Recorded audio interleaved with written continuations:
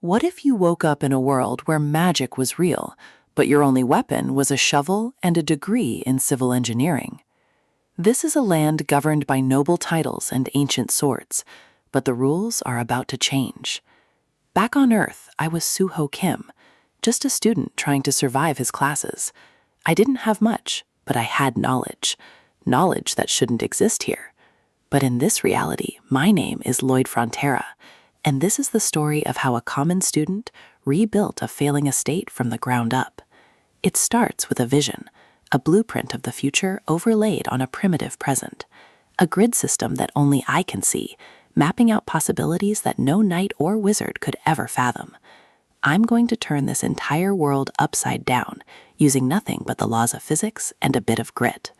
Where others see a landscape, I see a city of steel and glass waiting to be born. The scale of my ambition is massive, but first I have to deal with the man standing right behind me, Javier, the legendary knight who is supposed to be the hero of this story. He thinks I've lost my mind, but I'm looking at something better than glory. I'm looking at cold, hard cash. To understand how I got here, we have to go back to the beginning. A few years ago, my life was completely different. I was just another guy in a cramped apartment. Then a strange system message appeared, a random wish granted by something called the Absolute. I didn't think much of it until the congratulatory bells started ringing in my head. I woke up face down in the dirt, drooling and confused, with a blue screen staring back at me. The message was clear. I was now a character in Knight of Blood and Iron, the novel I had just finished reading. I was no longer Suho Kim. I was inside the book, and the reality of the situation was starting to sink in. The system wished me luck with a cheerful pop, leaving me to figure out my new life in the middle of nowhere. It's a classic transmigration trope, but usually people wake up as a prince or a powerful mage. Me? I woke up face down on a freezing dirt road, miles away from any comfort. The cold was biting through my clothes, and my body felt like it had been through a blender. I tried to move, but everything hurt. And then there was my jaw. A health alert popped up, mocking me. Apparently, I had dislocated my jaw just by sleeping on the ground.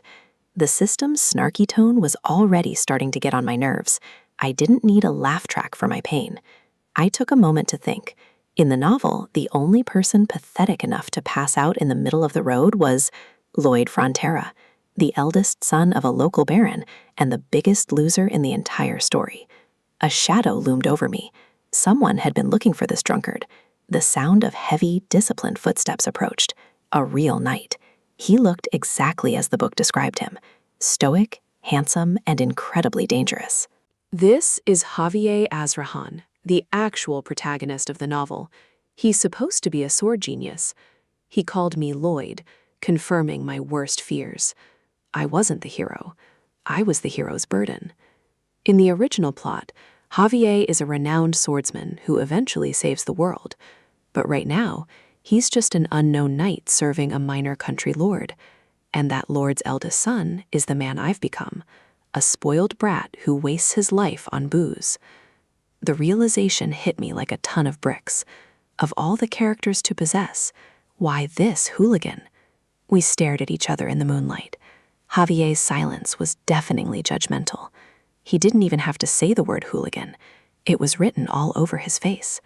At least I have some self-awareness. Javier seemed almost amused by my sudden moment of clarity. He led me back to the manor, a place that was supposed to be a symbol of power, but felt more like a tomb. Even inside, the hero was still acting like my servant, stoking the fire while I sat there uselessly. He asked if I remembered how I ended up in the dirt. I didn't, but he was happy to fill me in.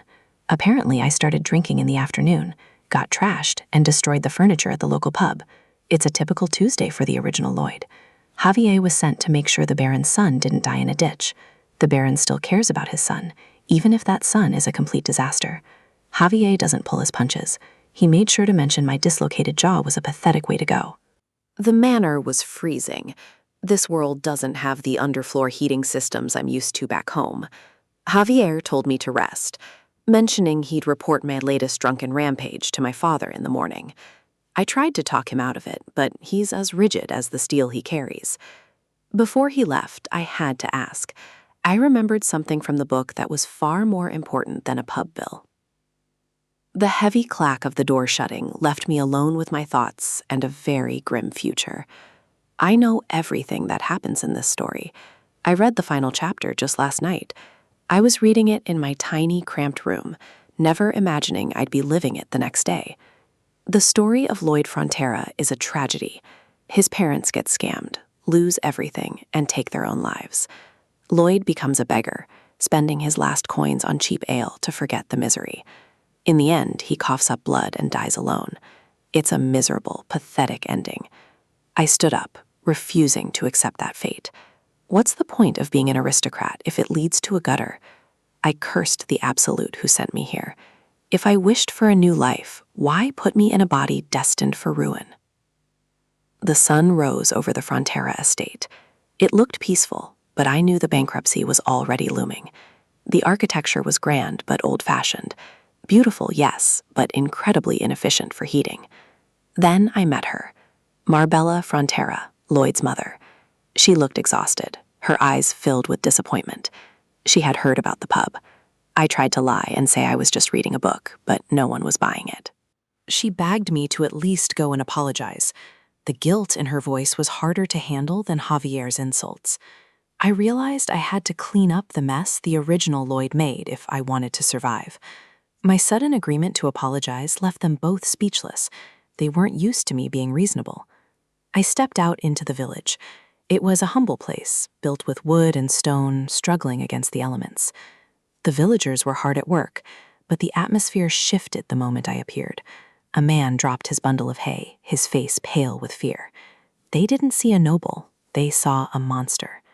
Javier walked beside me, his presence the only thing keeping the peace. People were literally scrambling to get out of my way, hiding behind barrels as if I'd strike them for looking at me.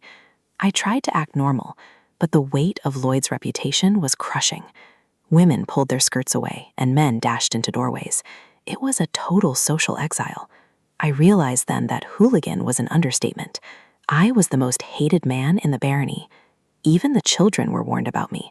A small boy peeked out of a window, curious and terrified. His mother quickly pulled him back, shouting at him not to make eye contact. The slam of the shutters was a clear message. I was not welcome here.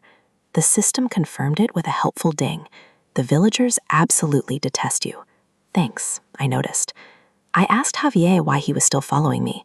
He said he was my escort, but we both knew the truth. He wasn't protecting me from them. He was protecting them from me.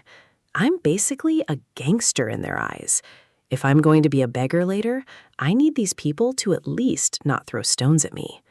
If I can fix the debt, I can live a sweet, comfortable life as a country heir.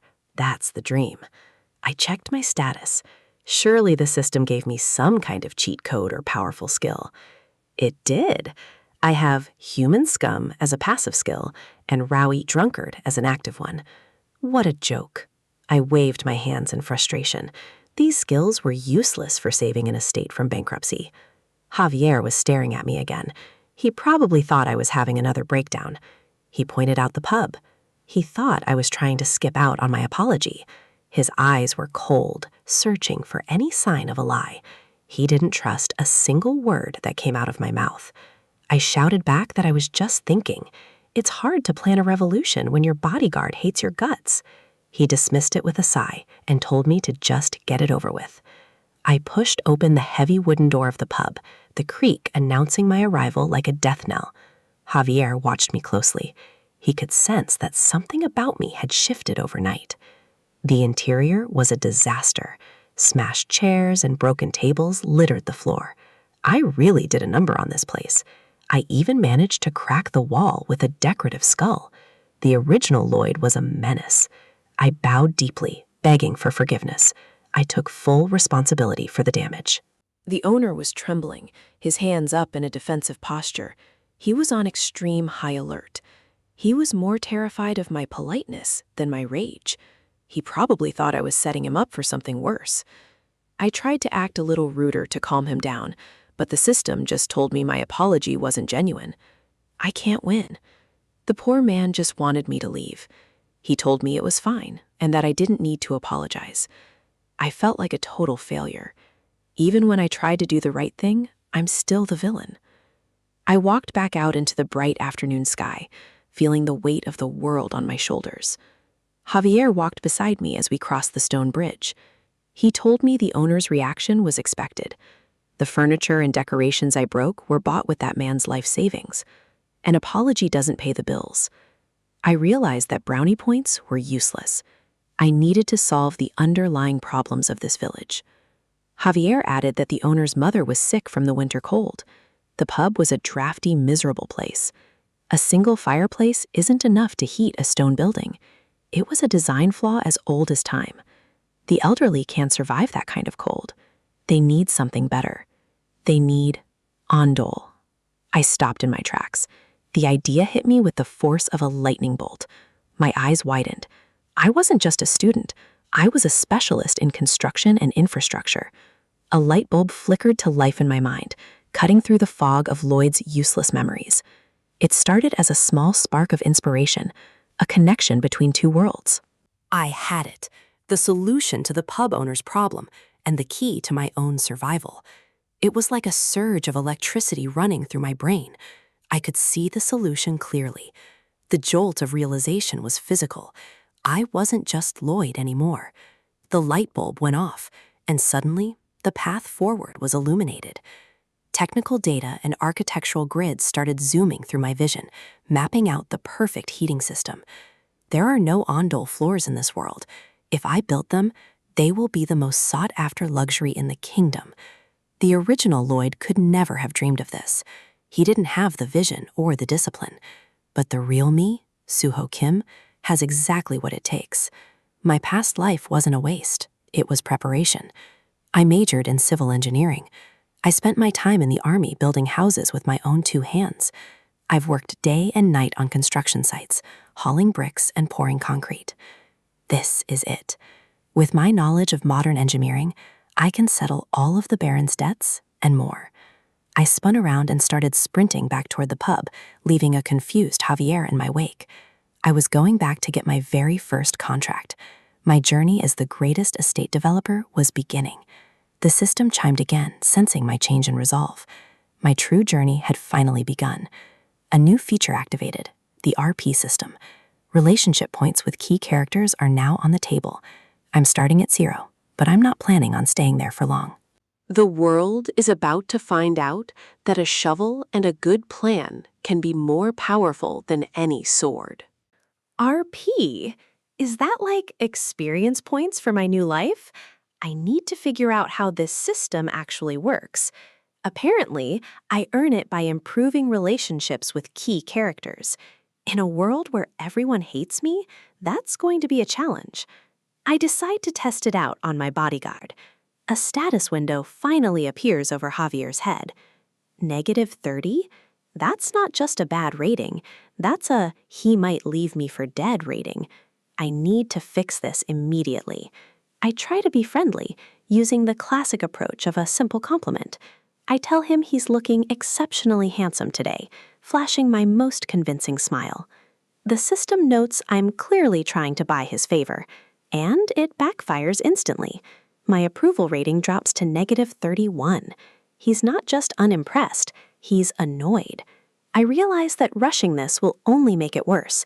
I need to show real results if I want to survive this world's social ladder. The first step of my plan brings me to the local pub, the heart of the village's social circle. I've drawn up a contract. I'm offering to be the builder for a project the owner desperately needs. I propose writing off all the property damage I caused in the past against the construction fees. It's a win-win on paper. But the pub owner isn't having it. He looks at me with pure suspicion, and the system confirms it. He's using a skill called Stone Wall Heart. His lack of trust is literally a defensive barrier against my words. If I can't win him over with a fair deal, I have to pivot. My big plan can't fail before it even starts. I decide to lean into the hooligan reputation the original Lloyd worked so hard to build. I put on my best threatening face, making him think I'll cause even more trouble if he doesn't sign. The system calls me absolute garbage, but it works. I've got my first order. It's not the most noble start, but in this world, Results are the only thing that matter. Javier watches from the sidelines, his silence speaking volumes about how much he despises my methods. I head to the construction site to begin the measurements. It's time to put my engineering knowledge to the test. Javier confronts me immediately, asking if I'm just coming up with new ways to cause misery. He's convinced I'm running a scam. He doesn't believe a man like Lloyd is capable of honest work. I stop and look at him. It's time for a little lesson in psychology. I ask him if he's ever heard of cognitive distortion. He looks confused, but I have his attention. I explain that it's when prejudice and negative thinking cling to the brain, making you believe someone will always fail because of their past. He counters that it isn't prejudice, it's experience and statistics. He's a rational man, which makes him dangerous. I simply ask if statistics from the past should dictate the future. I can see the gears turning in his head. He's stunned by my logic. He probably didn't think the town drunk knew words with more than 2 syllables. I tell him I'm going to make the pub owner smile. I'm going to prove everyone wrong. Then I start the grueling physical labor. I haven't worked a day in this body, and it shows. But those smiles will be more than just a good deed. They will be the foundation of my survival. If I can turn a profit and a reputation at the same time, I can finally start living the life I want. I dig, scoop out the dirt, move it, pack it, and repeat. It's mindless, exhausting work. I use timber from my father's warehouse to build a traditional frame. Every joint and beam has to be perfect. The structure starts to take shape, but the physical toll is becoming unbearable. I collapse onto the ground, gasping for air. This body is pathetically weak compared to what I'm used to. Javier stands over me, noting that it's taken me a week to finish what should have been a simple task. He's still watching me like a hawk, wondering where I learned these skills and if I'm actually going to honor the contract. I struggle to get back up, my legs trembling with every movement. There's no time to rest. I pick up the axe to prep more wood, but my hands can barely grip the handle. I swing with everything I have left, which isn't much. The weight of the axe nearly pulls me over. I'm staggering, a hair's breadth away from a total breakdown. Suddenly, a firm hand grabs the axe handle, stopping my fall. Javier has finally decided to intervene. He looks as unimpressed as ever, but he's not letting me fail. The silence between us is heavy with unspoken questions. He reaches out for the tool, taking the burden off my hands. I give him the specifications: thin pieces, precise lengths. I need them exactly as I designed. He tosses a log into the air with a casual flick of his wrist. In one swift, blinding motion, he swings the blade. The wood is sliced into perfect, uniform planks before it even touches the ground. They clatter onto the dirt, exactly as I requested. It's a display of skill that borders on the supernatural. I can only stare in shock. This is the power of a master swordsman in this world. I give him a thumbs up, my awe overcoming my exhaustion for a brief moment. Truly, who needs modern equipment when you have a bodyguard who can do the work of a sawmill with a single swing? I clap him on the shoulder, deciding to push my luck while he's in a helpful mood.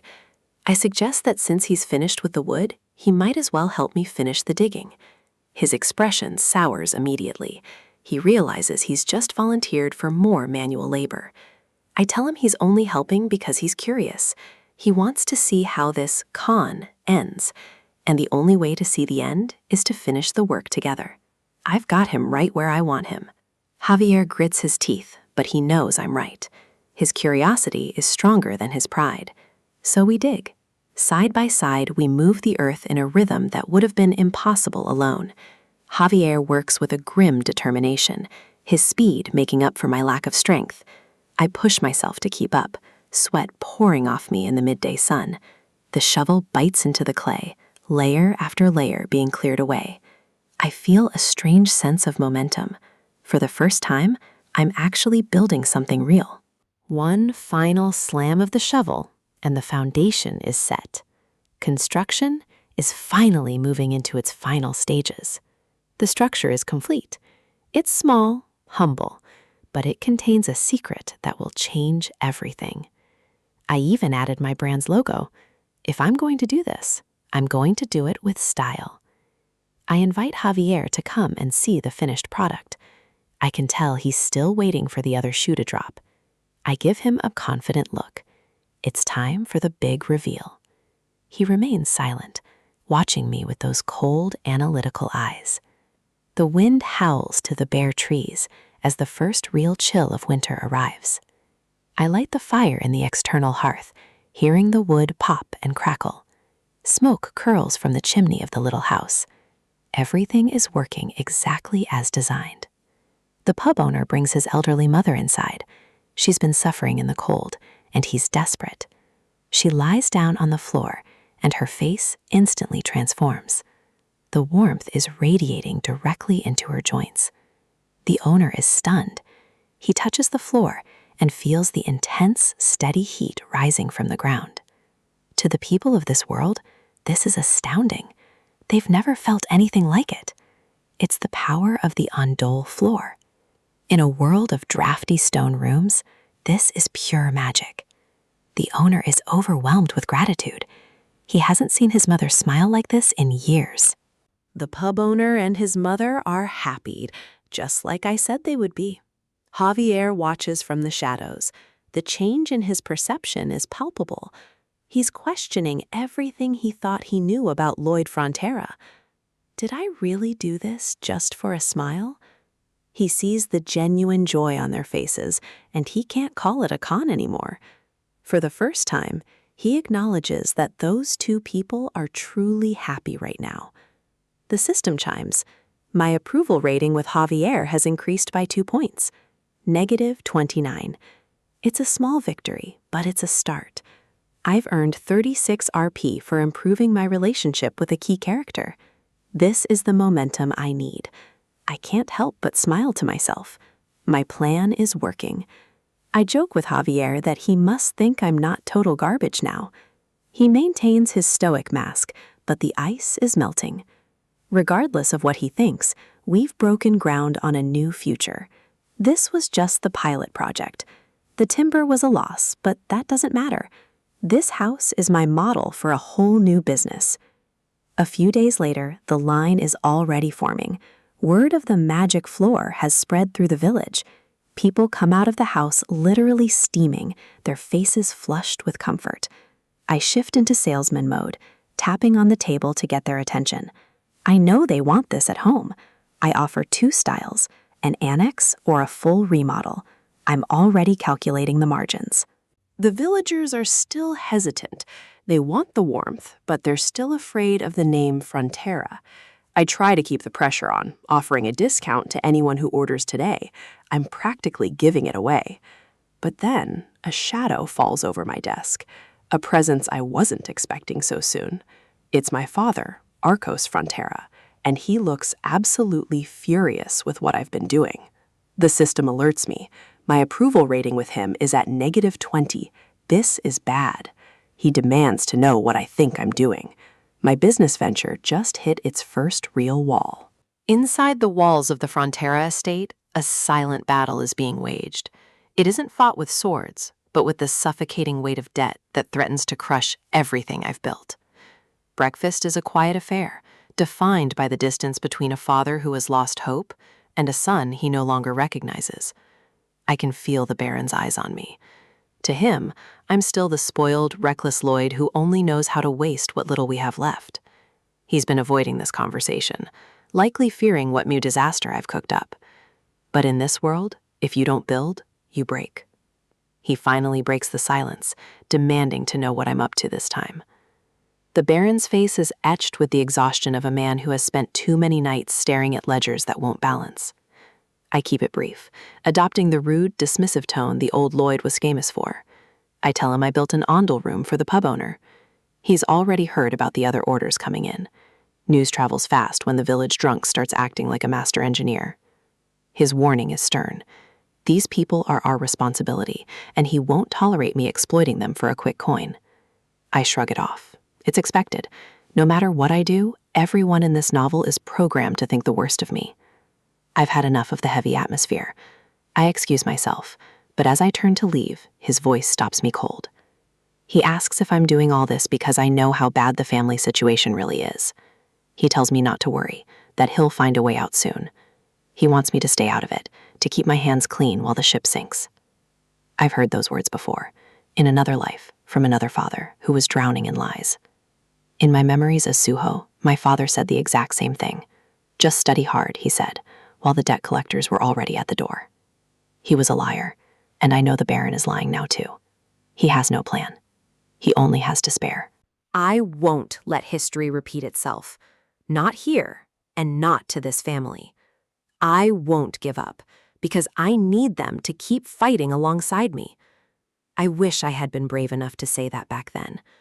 Now, I have a second chance to be the son that actually provides. The numbers are looking good. 32 Style A orders, 57 Style B.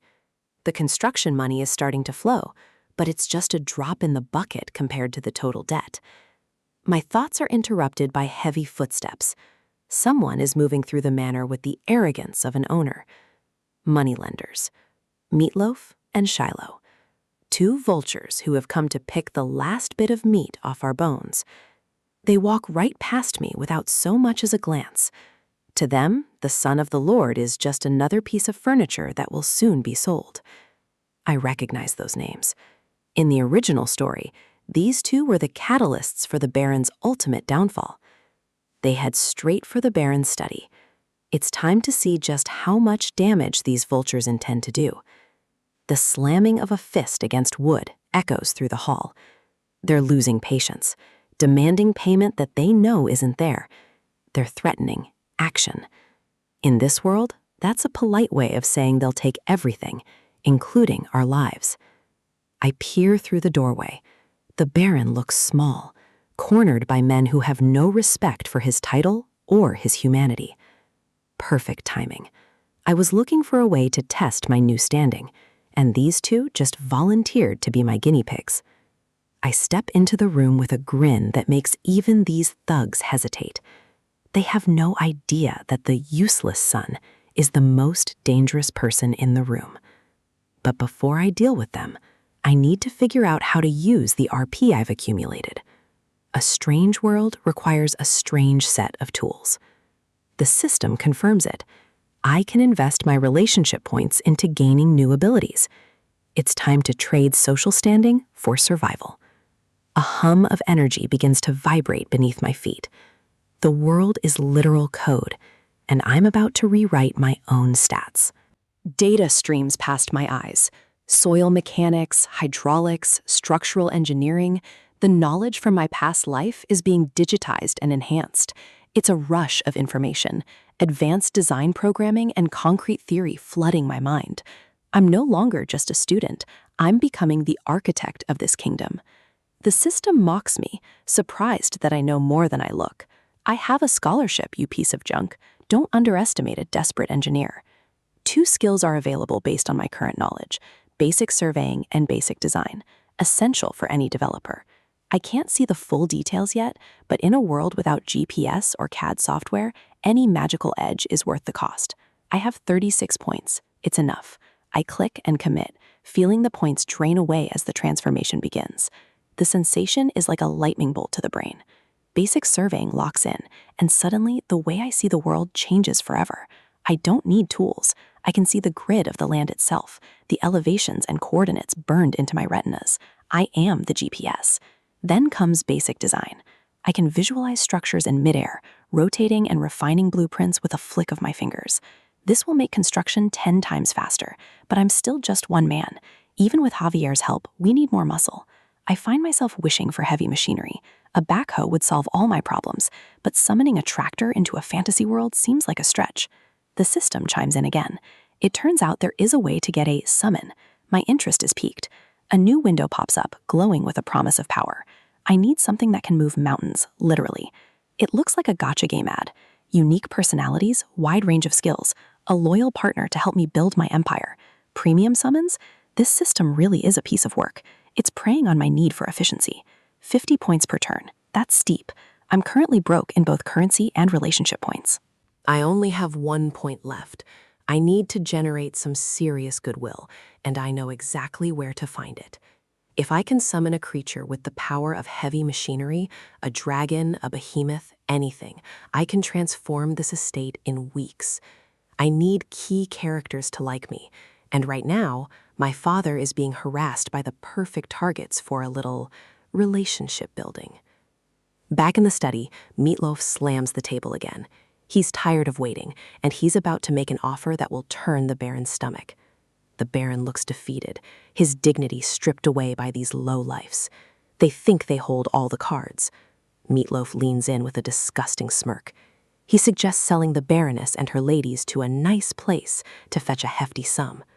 The Baron is horrified. Even in his darkest hour, he never imagined such a vile suggestion. It's the ultimate insult to his honor.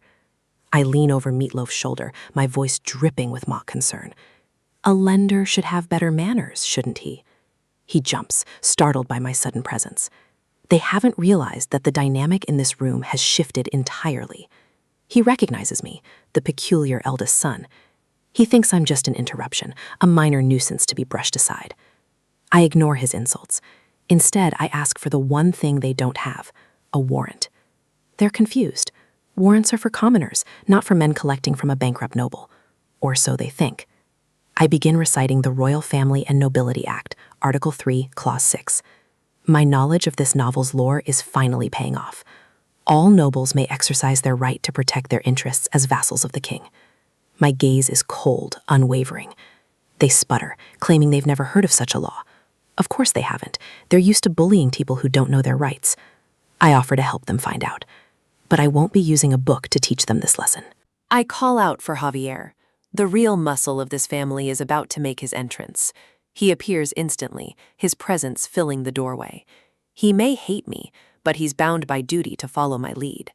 The silver-haired knight looks down at the lenders with a chilling indifference. He's a weapon waiting to be aimed.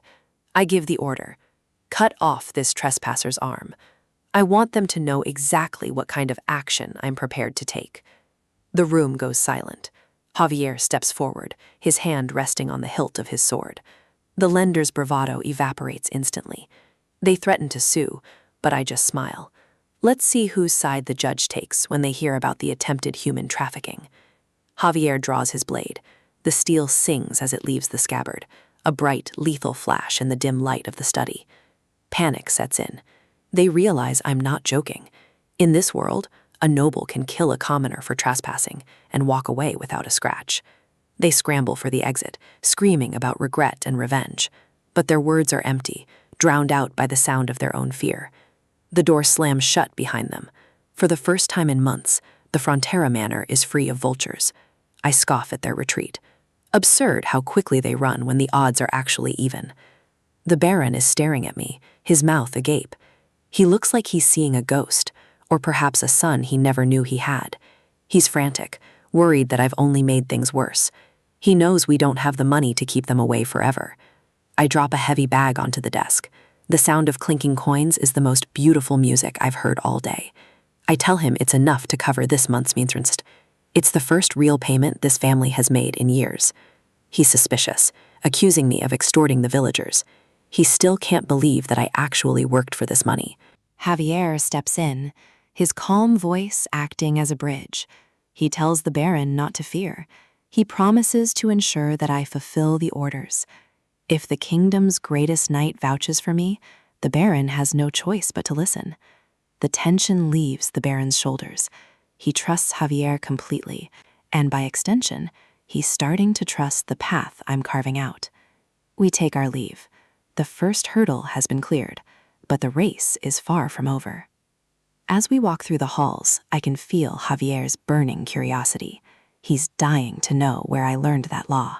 He asks how I knew about it. He always thought I was the ignorant type. I just tell him I picked it up somewhere. The truth is much darker.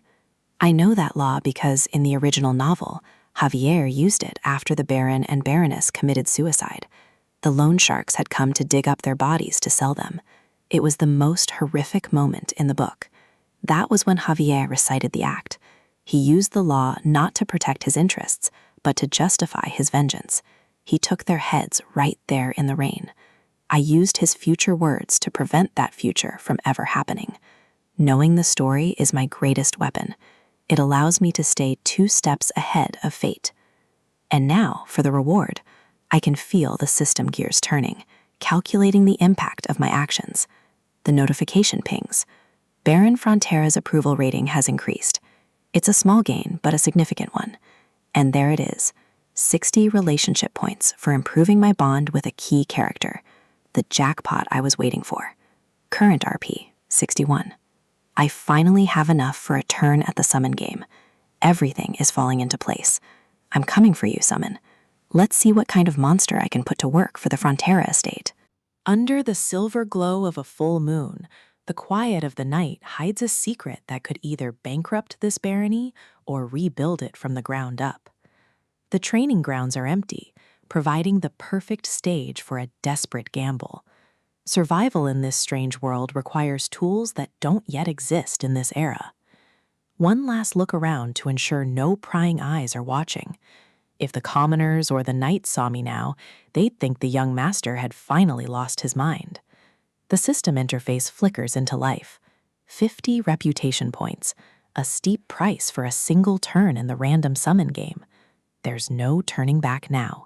I press start, feeling the weight of the estate's future resting on this digital roll of the dice. A blinding flash of emerald light erupts from my fingertips, tearing through the darkness of the night.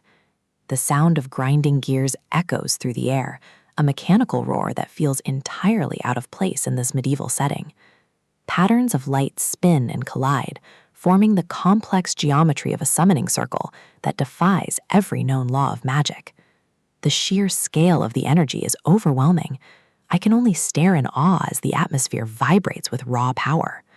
The circle stabilizes, glowing with an intensity that suggests a legendary beast is about to cross over from the void.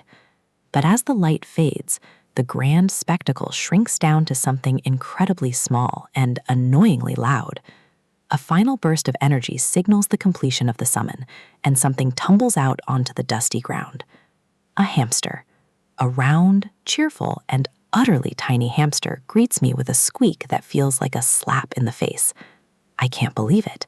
After all that buildup, all those points, I'm left staring at a ball of fluff that looks like it belongs in a pet shop. It rolls across the dirt with a soft thud, looking perfectly content with its new surroundings. The creature springs up, practically beaming with pride. It has no idea it's just ruined my night. The silence between us is deafening. I spent my hard-earned points on a rodent that can't even scare away a cat. I can't help but scowl. This is a dud, a total waste of resources when time is the one thing I don't have.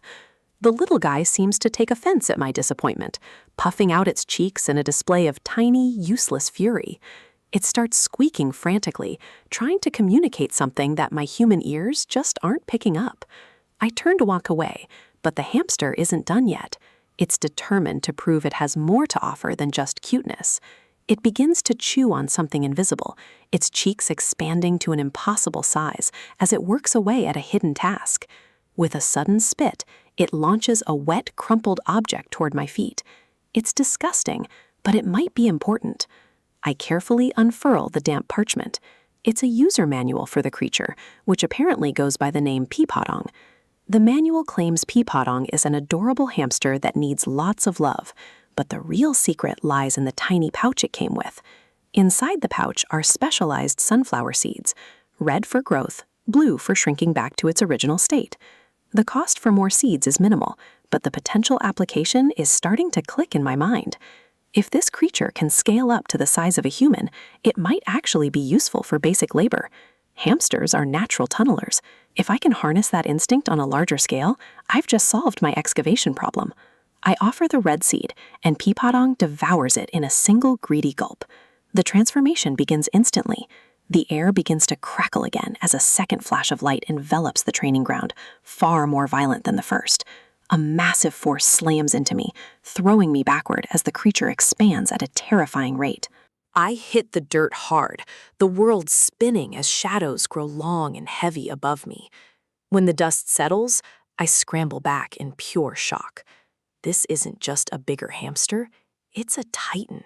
It stands over 15 feet tall, a mountain of fur and muscle that towers over the fences. No, it's even bigger than that. Over 30 feet of pure, unadulterated construction power is standing right in front of me. The creature looks down at me with a smug, cocky grin. It knows exactly how impressive it is. The system confirms it. Digging level 1. This is exactly what I needed to break ground on the new infrastructure. Pudong dives into the earth with the force of a landslide, moving dirt faster than a dozen men with shovels could dream of. Next is packing dirt level 2. The ground beneath its paws is compressed into a solid, stable foundation in seconds. It moves with a rhythmic swirl, carving out paths and leveling the terrain with mechanical precision. And then there's the cheek pockets, level 1, but the volume it can carry is already staggering. The giant rodent pauses, its cheeks bulging with tons of excavated material as it waits for my next command. With a casual shrug, it disgorges a massive pile of rocks and clay exactly where I need them. The impact shakes the ground. This isn't just a summon, it's a living, breathing piece of heavy machinery. I've hit the jackpot. With this heavy equipment at my side, the construction of the Ondol system is no longer a pipe dream. But I can't just walk around with a 30-foot hamster without raising questions. I need a cover story, and I need it fast. A summoning master. That's the lie I'll sell. People in this world accept magic far more easily than they accept engineering. With the logistics handled, it's time to move on to the next phase. Organized labor. The estate's revival starts now. Morning breaks over the Frontera barony, bringing with it a crisp air and the promise of hard work. The valley is beautiful, but its beauty hides the poverty and debt that threaten to swallow us whole. I gather the soldiers by the river. They look confused, leaning on their tools like they've never done a day's work in their lives. I shout the first rule of any job site: safety first.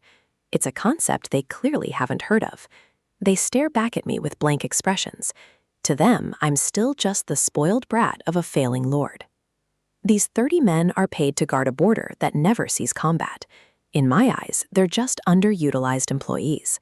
The Baron is drowning in debt, yet he keeps these idle hands on the payroll. I'm going to make sure every penny is earned. I tell them the truth. They are in the army, and the army exists to do work. If there's no war, there's construction. I remind them that a soldier's life is mostly digging holes and pulling weeds anyway. I'm just giving them a purpose. I point to the massive piles of clay. I tell them I spent all night digging them up myself, though the credit really belongs elsewhere. In reality, Peepadong did in 30 minutes what it would take these men weeks to accomplish. But they don't need to know that yet. This is the beginning of the estate's renaissance. We are building the future, and I need every one of them to move that clay to the site. The response is exactly what I expected, a sea of glum faces and silent resentment. They hate the idea of actual labor. I let their silence hang in the air. I knew they wouldn't follow me willingly, but I have a plan for the holdouts. A voice cuts through the tension. Master Lloyd. It's cold, authoritative, and dripping with hidden malice. Sir Neumann, the senior knight of the barony. He carries himself with a pride that his character doesn't deserve. I turned to face him with a smirk. I knew he would be the first to challenge me. In the original novel, he was the first to betray us. This land has 3 knights: Neumann, the man before me, Bayern, who is loyal, and Javier, the true hero of the story. When the estate eventually falls into ruin in the original timeline, Javier and Bayern stay until the bitter end. But Neumann? He's the rat who sells out the Baron to conmen and flees with whatever he can carry. Looking at his arrogant face now, I realize I can't allow a traitor to remain the land's foremost knight. He asks me what I think I'm doing, his hand resting near his sword as if to intimidate me into submission. He claims he won't tolerate his honorable men being covered in dirt. It's a transparent attempt to maintain his own power over them. I call his bluff. He's not worried about honor. He's worried that if I pay off the debts, his chance to profit from our ruin disappears. He tries to shift the conversation back to my prior conduct, reminding everyone of the drunkard I used to be. He accuses me of using the men for personal gain, hoping to turn the soldiers against me before I can even begin. I lean against my shovel, looking bored. He thinks he's winning this verbal sparring match. No, that sounds about right, I admit with a grin. Honesty is a weapon he doesn't know how to parry. I lock eyes with him, the playfulness vanishing. I tell him exactly what happens to people who stand in the way of progress. The man is fragile. I can see the veins popping in his neck. If he were a gamer, he'd be a keyboard-smashing rage quitter. It's time to stop talking and start pressing his buttons. I slam my shovel into the ground with purpose. I swing the tool with a flourish, the motion sharp and deliberate. I'm not just a developer. I'm the one in charge here. The soldiers gasp in shock. They've never seen the young master act with such confidence or such blatant disrespect for a knight. Neumann is trembling with fury, his face turning a deep shade of red as his honor is dragged through the mud. He can't stand being looked down upon by the son of a soon-to-be-ruined baron. His ego is his greatest weakness. I stand my ground, my boots planted firmly in the dirt. I'm not the boy he remembers, and he's about to find that out the hard way. He screams at me, calling me a scoundrel and insulting my family. He's lost control, exactly as I planned. I cut my ear, pretending I can't hear his tantrum. What was that? Let's forget about ranks and fight this out? I twirl the shovel in my hand like a seasoned warrior.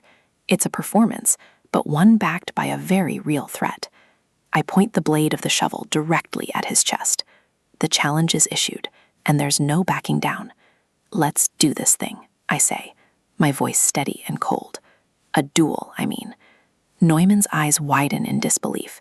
He thinks he's about to teach me a lesson, but he has no idea the world has already changed. The challenge has been issued, but the reality of the situation is starting to set in. A duel against a seasoned knight like Sir Neumann isn't just a bold move, it's potentially a death sentence. Javier looks at me with that signature cold stare. He's not just asking if I'm confident, he's asking if I finally lost my mind. Of course I haven't lost my mind. I'm not some suicidal hero. I know exactly how outclassed I am right now. He reminds me that Neumann is a sword expert who can use the mana heart sill. In this world, that's like bringing a tank to a knife fight. And me? I'm just a guy with a loud mouth and a shovel. I can see his hand twitching toward his hilt. Javier's patience is paper thin, and honestly, I don't blame him for wanting to end this farce himself. In his eyes, I'm still the old Lloyd, the hooligan who makes life difficult for everyone just because he can. He thinks this is another reckless whim. But Javier is starting to notice the patterns.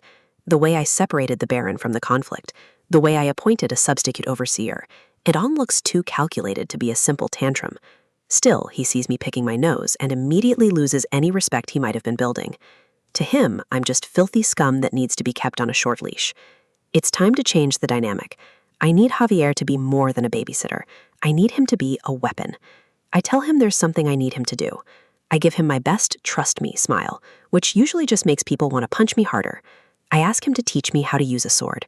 His response is immediate and absolute. He refuses without a second thought. He claims his only job is to watch me. He doesn't see the point in training a man he despises.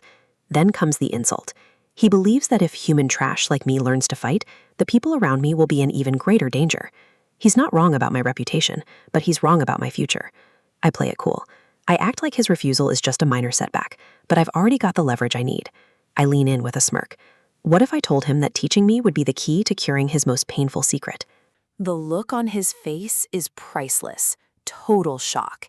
He wonders how a backwoods noble like me could possibly know about his condition. I tell him it's all in the books. I know he has chronic insomnia, and more importantly, I know exactly why he can't sleep. In this world's lore, knights are ranked by their mastery. Javier is on the verge of becoming a sword master, a rank that borders on superhuman. But that power comes with a strange world rule. His senses are so sharpened, so hyper-aware, that the world is too loud and too bright for him to ever truly rest. He sighs, finally admitting defeat. The dark circles under his eyes tell the story better than any words could. He's desperate. We strike a deal. If I can make him sleep, he has to train me. No takebacks, no excuses. He smirks back, confident that I'll fail. He's tried everything from herbs to Eastern medicine, and nothing has ever worked. But he hasn't tried the ultimate weapon of the modern world. He settles into his chair, expecting another useless remedy. I stand before him, ready to unleash a power more sleep-inducing than any magic spell or potion. I start reading my reinforced concrete textbook. The dry, technical descriptions of material components and thermal expansion coefficients are a lullaby that no fantasy hero can resist. One page in, and he's out like a light. Victory. While he's lost in a dream of structural engineering, I'm one step closer to surviving that duel. His swordsmanship is practically mine now. The next morning, the real work begins. The birds are chirping, the sun is up, and Javier is ready to make me regret my cleverness. He doesn't start with a sword. He starts with a test of endurance. 50 laps around the perimeter. He expects me to whine, to beg, to quit. I just look at him. He's waiting for the old Lloyd to start throwing a tantrum. Instead, I just turn around and start running. No complaints, no hesitation. Javier is stunned. This isn't the lazy, entitled brat he spent years guarding. The discipline I'm showing is completely foreign to him. He watches me from the center of the field, his hand on his sword, trying to figure out what game I'm playing. As the laps pile up, I can feel his gaze boring into my back. He's looking for any sign of weakness, any reason to stop the training.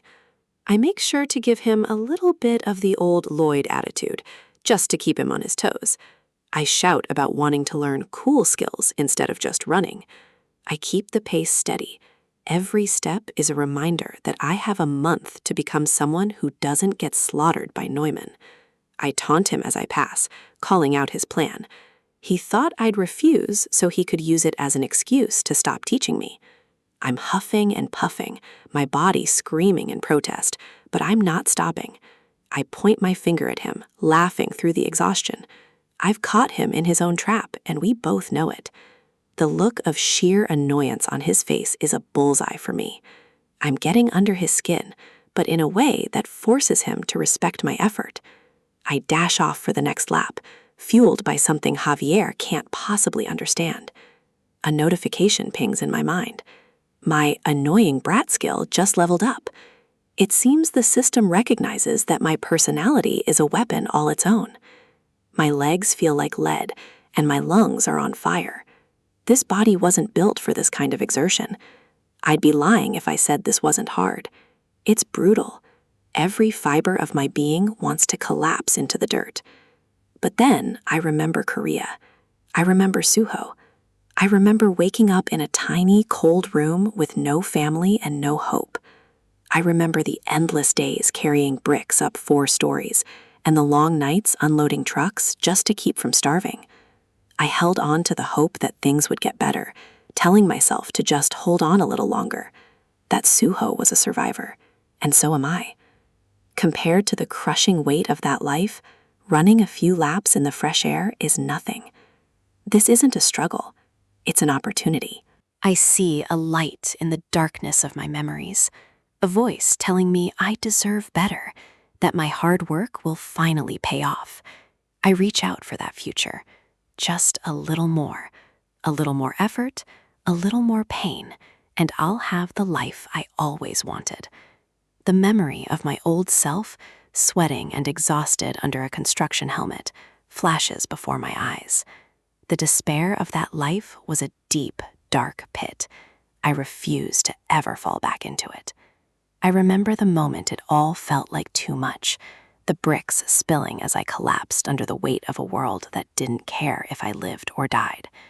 Compared to that pain, compared to that soul-crushing despair, this training is a walk in the park. I run under the moonlight, a wide, manic grin on my face. This is nothing. I've survived worse than a lap around a castle. Javier watches me from the shadows, his expression finally shifting from annoyance to something resembling genuine intrigue. He sees my determination, the raw hunger in my eyes. He finally relents. He promises to teach me his actual sword-fighting techniques. Another notification. My approval rating with Javier has increased. It's a tiny step, but in our relationship, 1 point is a mountain. The system shows my current rating is still deep in the negatives. I've got a long way to go before he stops wanting to cut me down. but I've earned enough reputation points for improving our relationship that it feels like a major win. Total RP 29. It's a start. I'm building a foundation, brick by brick, just like I used to. The castle stands silent under the moon. Inside, the gears of a much darker plot are beginning to turn. Sir Newman is meeting with the Baron. He plays the part of the loyal, offended protector, complaining about my disrespect to his lineage. The Baron looks tired, defeated by the constant drama. He thought I'd changed, but Newman is doing his best to convince him otherwise. He tells Newman he can't stop the duel, but he pleads with him to be gentle. He still sees me as his heir, despite everything. The Baron hopes this duel will just be a wake-up call, a way to pull me back to my senses without causing permanent damage. Neumann bows, giving his lord the answer he wants to hear. As you wish, my lord. But as soon as he turns away, the mask slips. Duels, after all, are unpredictable things. Accidental deaths happen all the time. In his mind, Neumann is already a murderer. He plans to kill me, and if the Baron has a problem with it, he's next on the list. He'll kill the Baron and Baroness, stage it as a suicide, and walk away with his pockets full as he moves on to a bigger stage. He laughs to himself as he walks down the hall. He thinks my arrogance has handed him the perfect opportunity to seize everything. Time waits for no one. 1 month passes in a blur of sweat, concrete textbooks, and the sound of a shovel hitting the dirt. The day of the duel arrives. The crowd is murmuring, half expecting a comedy and half expecting a tragedy. The two of us stand at opposite ends of the arena. The Baron and Baroness look on with worry, while Javier stands by, silent and observant. He knows what I've been doing for the last 30 days. Neumann draws his sword, his eyes full of malice. He asks if I'm ready, expecting me to be trembling. I don't reach for a sword. I reach for the tool that has defined my new life. My shovel bites into the earth. With a sharp kick, I send a cloud of dust into the air. It's a disrespectful start to a formal duel, and I love every second of it. I swing the shovel over my shoulder with the confidence of a man who knows exactly how to use his tools. Of course I'm ready. I give him that wide, toothy grin. I'm not here to play by his rules. I'm here to knock his lights out and show this world exactly what a civil engineer can do. In a world where status is written in the blood of knights and the sharpness of their steel, I am about to rewrite the rules with something a bit more practical. To the murmuring crowd, I look like a fool holding a commoner's tool, but they have no idea what a shovel can really do. Sir Newman's ego is as bloated as his mustache. He thinks my choice of weaponry is a personal insult, a joke played by a noble who's finally lost his mind. But this isn't just any shovel. It's solid iron, custom forged by the best blacksmith in the territory. While Newman was polishing his ego, I was preparing for war. My father looks like he wants the earth to swallow him whole. He's convinced I've turned our family's last stand into a circus act. Only Javier remains silent. He's the only one who has seen the fire in my eyes over the last month, and he knows I don't do anything without a purpose. He remembers the small hours of the morning when I pushed my body until it screamed, performing basic training without a single complaint. He saw me at the construction sites, teaching engineers the secrets of the Ondol heating system, proving my mind was as sharp as any blade. And most importantly, he saw me practicing sword work under the moonlight until the stars themselves began to fade. I wasn't just playing around. Javier realizes that my disposition isn't that of a prankster. I am more serious than I've ever been in this life or the one before. The Baron finally calls for the duel to begin. It's time to see if a lifetime of modern knowledge can overcome a world of traditional steel. Newman brandishes his sword with the practiced grace of a man who's never known a real struggle. He expects an easy victory. I take a stance that looks awkward to them, but to me, it feels like home. A shovel is just a different kind of lever, and I understand physics better than any knight. Javier's brow furrows. He's never seen a style like this. It's lackluster, unrefined, and completely unpredictable. Newman lunges, screaming about how I'm playing games. He thinks he can end this with one swift swing of his heavy blade. I don't retreat. I point the tip of the shovel forward, centering my weight and focusing on his momentum. The clang of metal on metal rings through the air. The shock on Newman's face is priceless when his sword bounces off my iron spade. The crowd goes silent. Even the Baron stops breathing for a second. That wasn't luck. That was a perfect parry. Newman snarls, convincing himself that luck doesn't strike twice. He swings again, putting his full weight behind the blow. Another resounding clang. I am holding my ground against a trained knight with nothing but a digging tool. It's a beautiful sight. Javier's eyes widen. He sees the efficiency in my movements now. This isn't a dance. It's a skill adapted specifically for real-life survival. Newman is starting to sweat. The low life he looked down on is suddenly a wall he can't climb. I can't help but grin. In my past life, every Korean man learned the art of the bayonet. And a shovel? It's just a bayonet with a wider edge. This is the essence of modern hand-to-hand combat. Thousands of hours of military tradition channeled into a single, focused discipline. Newman is wide open. I zoom in, the shovel moving with a speed he never anticipated. It's a more formidable weapon than he could ever imagine. The wide blade isn't just for digging. It's a shield that can absorb the heaviest of impacts. It's a tool that can cut through thick tree roots, making it perfect for jabbing through the gaps in a knight's defense. And if I really want to mess with his head, I can use it for things no sword could ever do. I hop onto the shovel, riding it like a pogo stick to keep him off balance. I can see the sheer confusion breaking his spirit as I laugh at his frustration. Javier is losing his mind. He's torn between being impressed by my technique and wondering if I've actually lost my marbles. I can't help it. The absurdity of the situation is too good. But beneath the laughter, I am calculating every move. Even Javier can't tell if this is a masterstroke of psychological warfare or if I'm just having too much fun. Neumann charges in a blind rage, screaming at the top of his lungs. He's completely lost his composure, exactly as I planned. I step back into a solid stance. The shovel was only my first weapon. It was the lure to draw him into the trap. My second weapon is the footwork I learned from Javier himself. I'm combining his elite knight training with my own unorthodox style. Neumann groans as I deflect another strike. He can't understand where a drunkard like me found this kind of strength. My third weapon is the one this world provides to those who know how to play the game. A surge of green light pulses through the shovel. The approval I gained from Javier, the man who once despised me, was the final piece I needed to unlock my true potential. Watching my parents see their son work hard for the first time in his life gave me the reputation points I needed to buy my victory. The system dings, confirming my purchase. I spent 40 RP on the shoveling skill extension, and it's about to pay for itself 100 times over. Neumann steps forward, but the air has changed. I am no longer just a man with a shovel. I am a master of it. Neumann exhales, his face hardening. He realizes that if he doesn't use his secret technique now, he's going to lose to a common tool. He claims he has no choice. He thinks using mana against a civilian is beneath him, but his fear is telling a different story. A blue aura begins to swirl around him. The air grows cold and heavy as he prepares to strike with the force of a true knight. Javier sees it immediately, his eyes sharpen.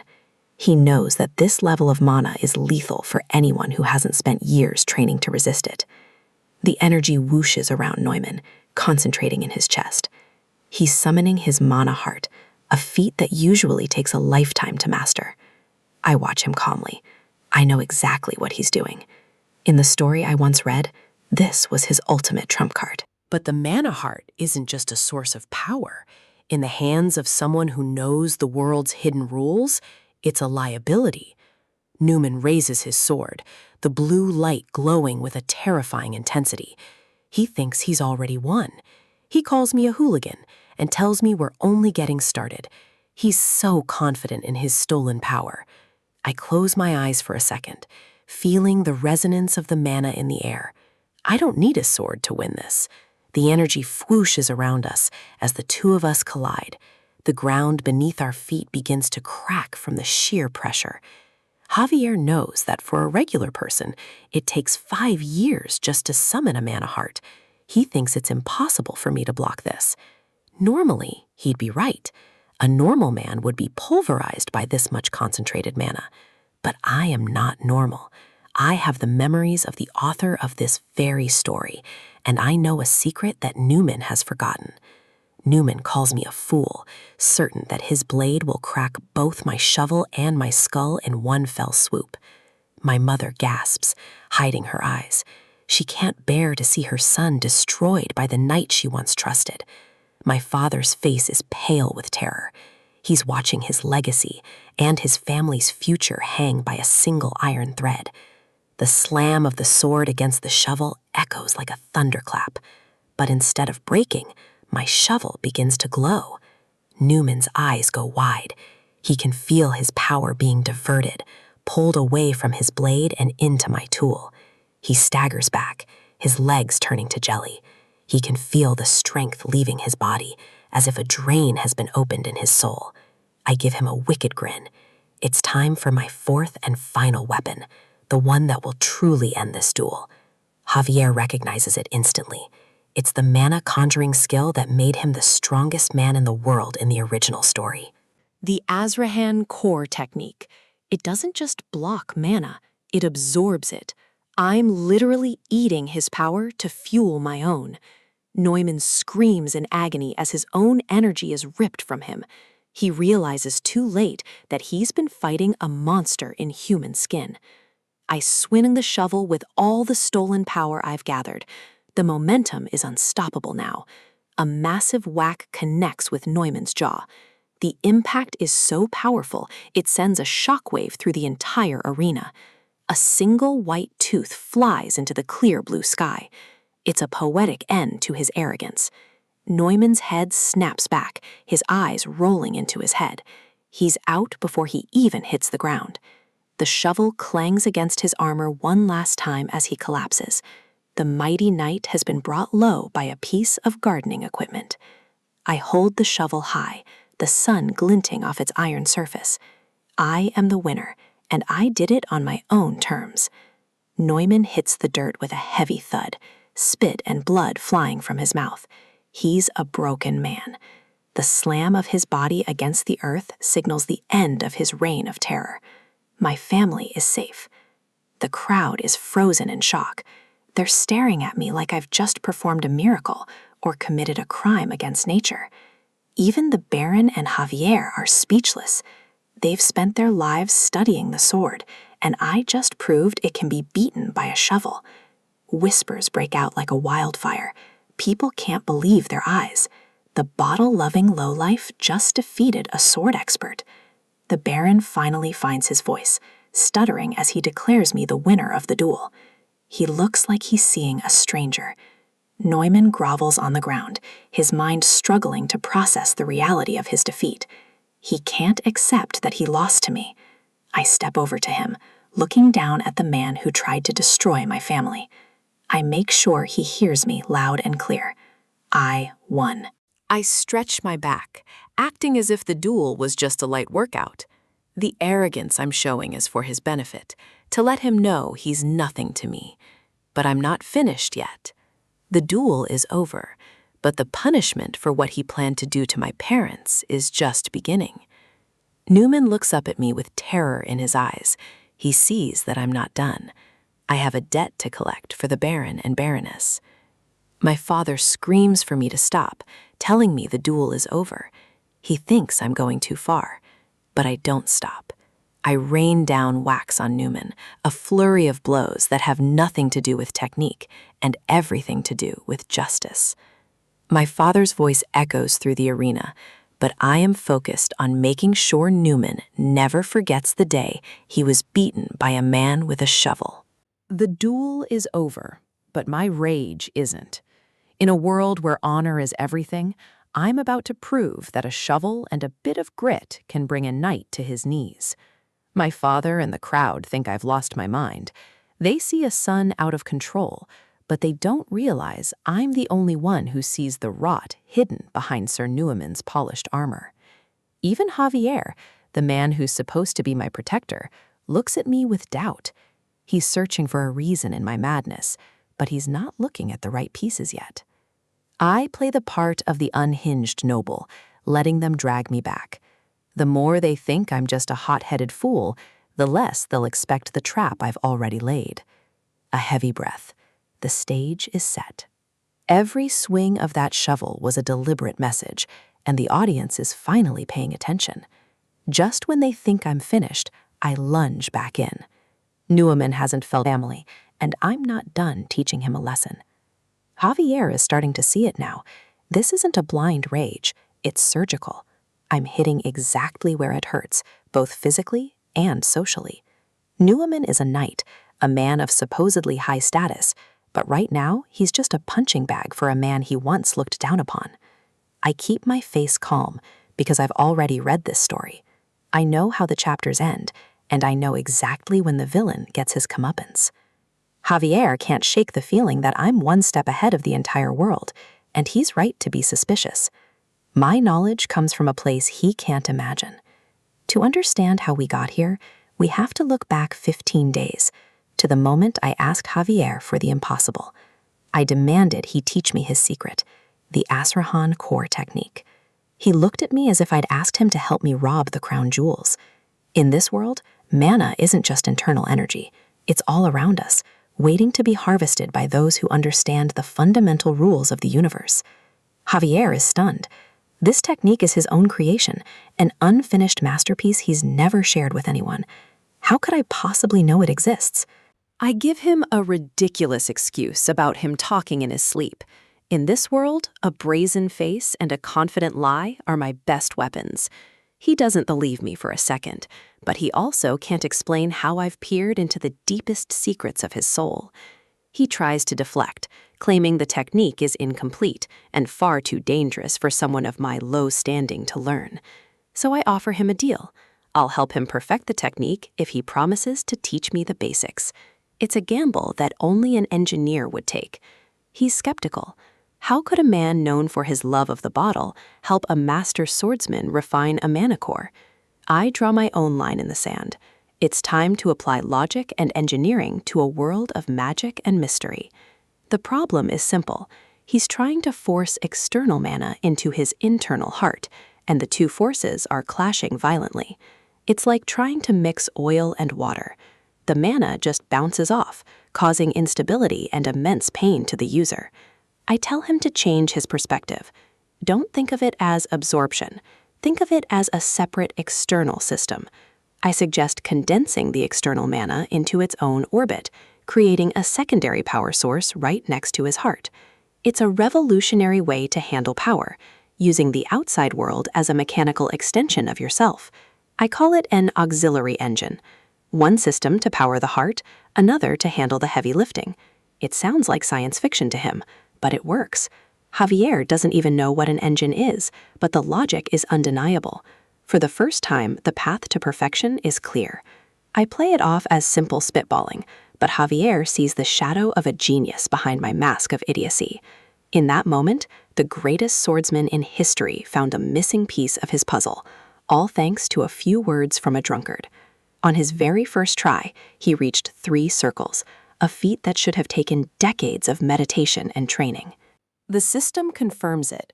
My approval rating with Javier has increased. Even the world acknowledges our bond is growing stronger. I don't care about the circles. I just need the shortcut. I need the ability to absorb impact without breaking my own body.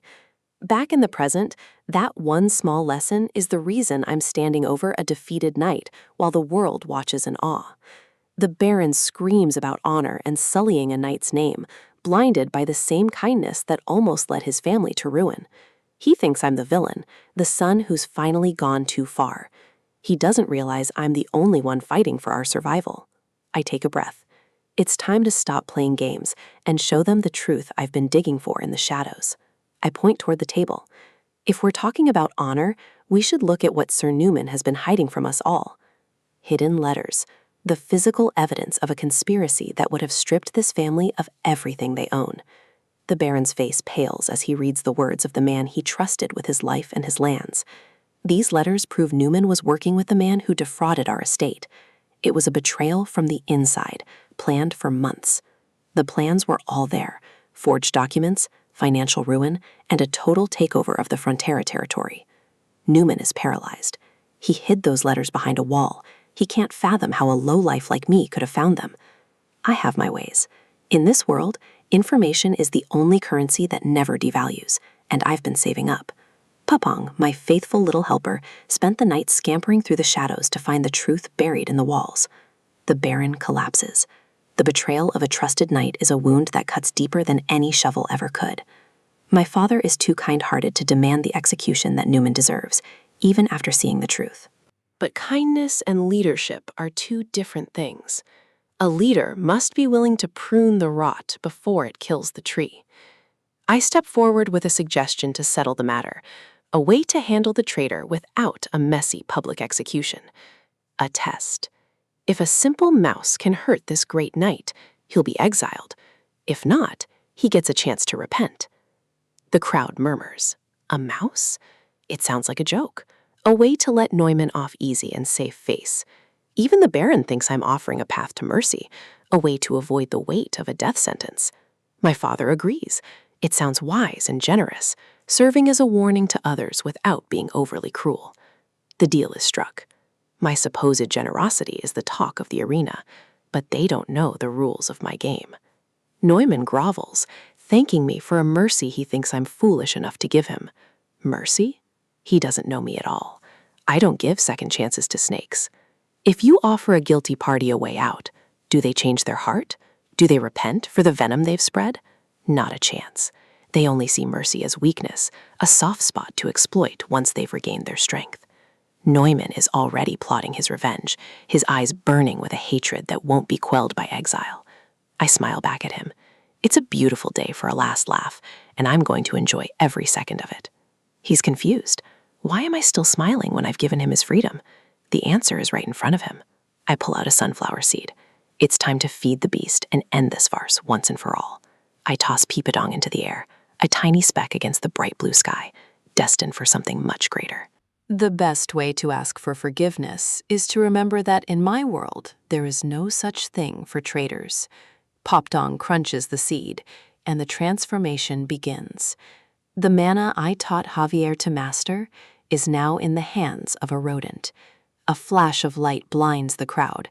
This isn't just a pet anymore. It's a reckoning falling from the heavens. Faces of pure shock. They were expecting a rodent, but they're getting a divine punishment. Even Javier and my father can't believe their eyes as the world's rules are bent to my will. The common folk gape at the sky, witnessing a miracle that will be talked about for generations. Popdong descends like a falling star, a massive weight of mana and fury aimed directly at the traitor.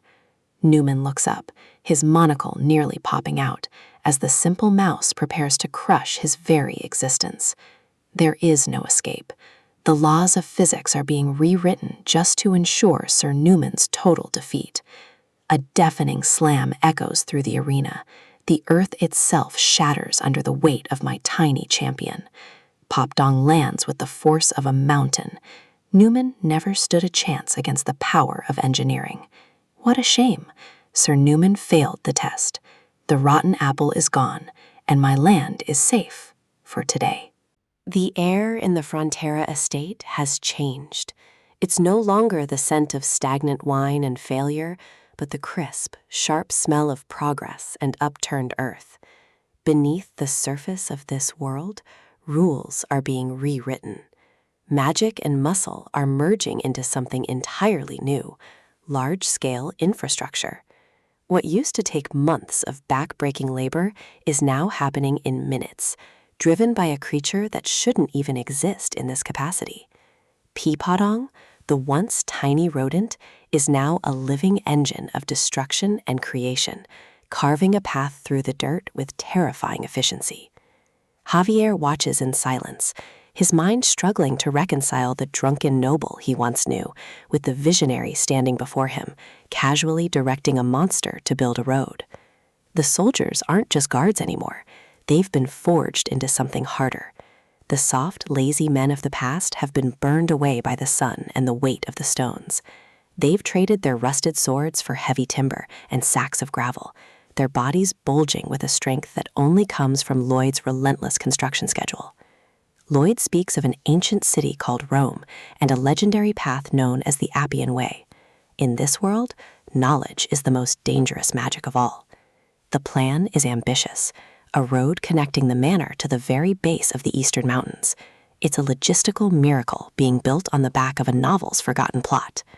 Javier questions the necessity of it all. Why a road? Why now? But Lloyd just offers a cryptic smile. He isn't just building a path, he's building an empire's foundation. He claims this road will put their land on the map, but the confidence in his eyes suggests he's already seeing a future that no one else can even imagine. Then comes the question that's been festering in the knight's mind. Where did a spoiled alcoholic noble suddenly acquire the wisdom of a master engineer? The list of anomalies is growing too long to ignore. The revolutionary heating system, the summoning of high-level creatures, it doesn't add up. Javier's gaze turns cold, analytical. He's no longer looking at his master. He's looking at a stranger wearing a familiar face. A red warning flares in Lloyd's mind. The system is screaming. The knight's suspicion is a death sentence if the truth of his soul-swapping identity ever slips out. Lloyd feels a bead of sweat roll down his temple. In the original story, Javier was a hero who valued loyalty and blood above all else. Those blue eyes are searching for a crack, a single slip-up that confirms the man in front of him is an imposter who stole his lord's son's body. Lloyd remembers the lore. If Javier discovers the truth, his sense of justice won't allow a spirit to occupy the flesh of his master's kin. He can almost feel the cold steel of the knight's blade at his throat. One wrong word, and the developer's dream ends in a pool of blood. But Lloyd didn't survive this long by being honest. He has a system-granted defense for exactly this kind of social catastrophe. Stubborn insistence, activated. It's time to lean into the absurdity and gaslight the most perceptive man in the kingdom. He feigns offense, throwing Javier's accusations back at him with the practiced indignation of a man who has nothing to hide. He mocks the idea that 20 years of training are required for genius. In his mind, he's just a man using the cheat codes of modern science. He pushes the narrative of a hidden prodigy, a self-taught master who studied in the shadows while everyone else was busy looking down on him.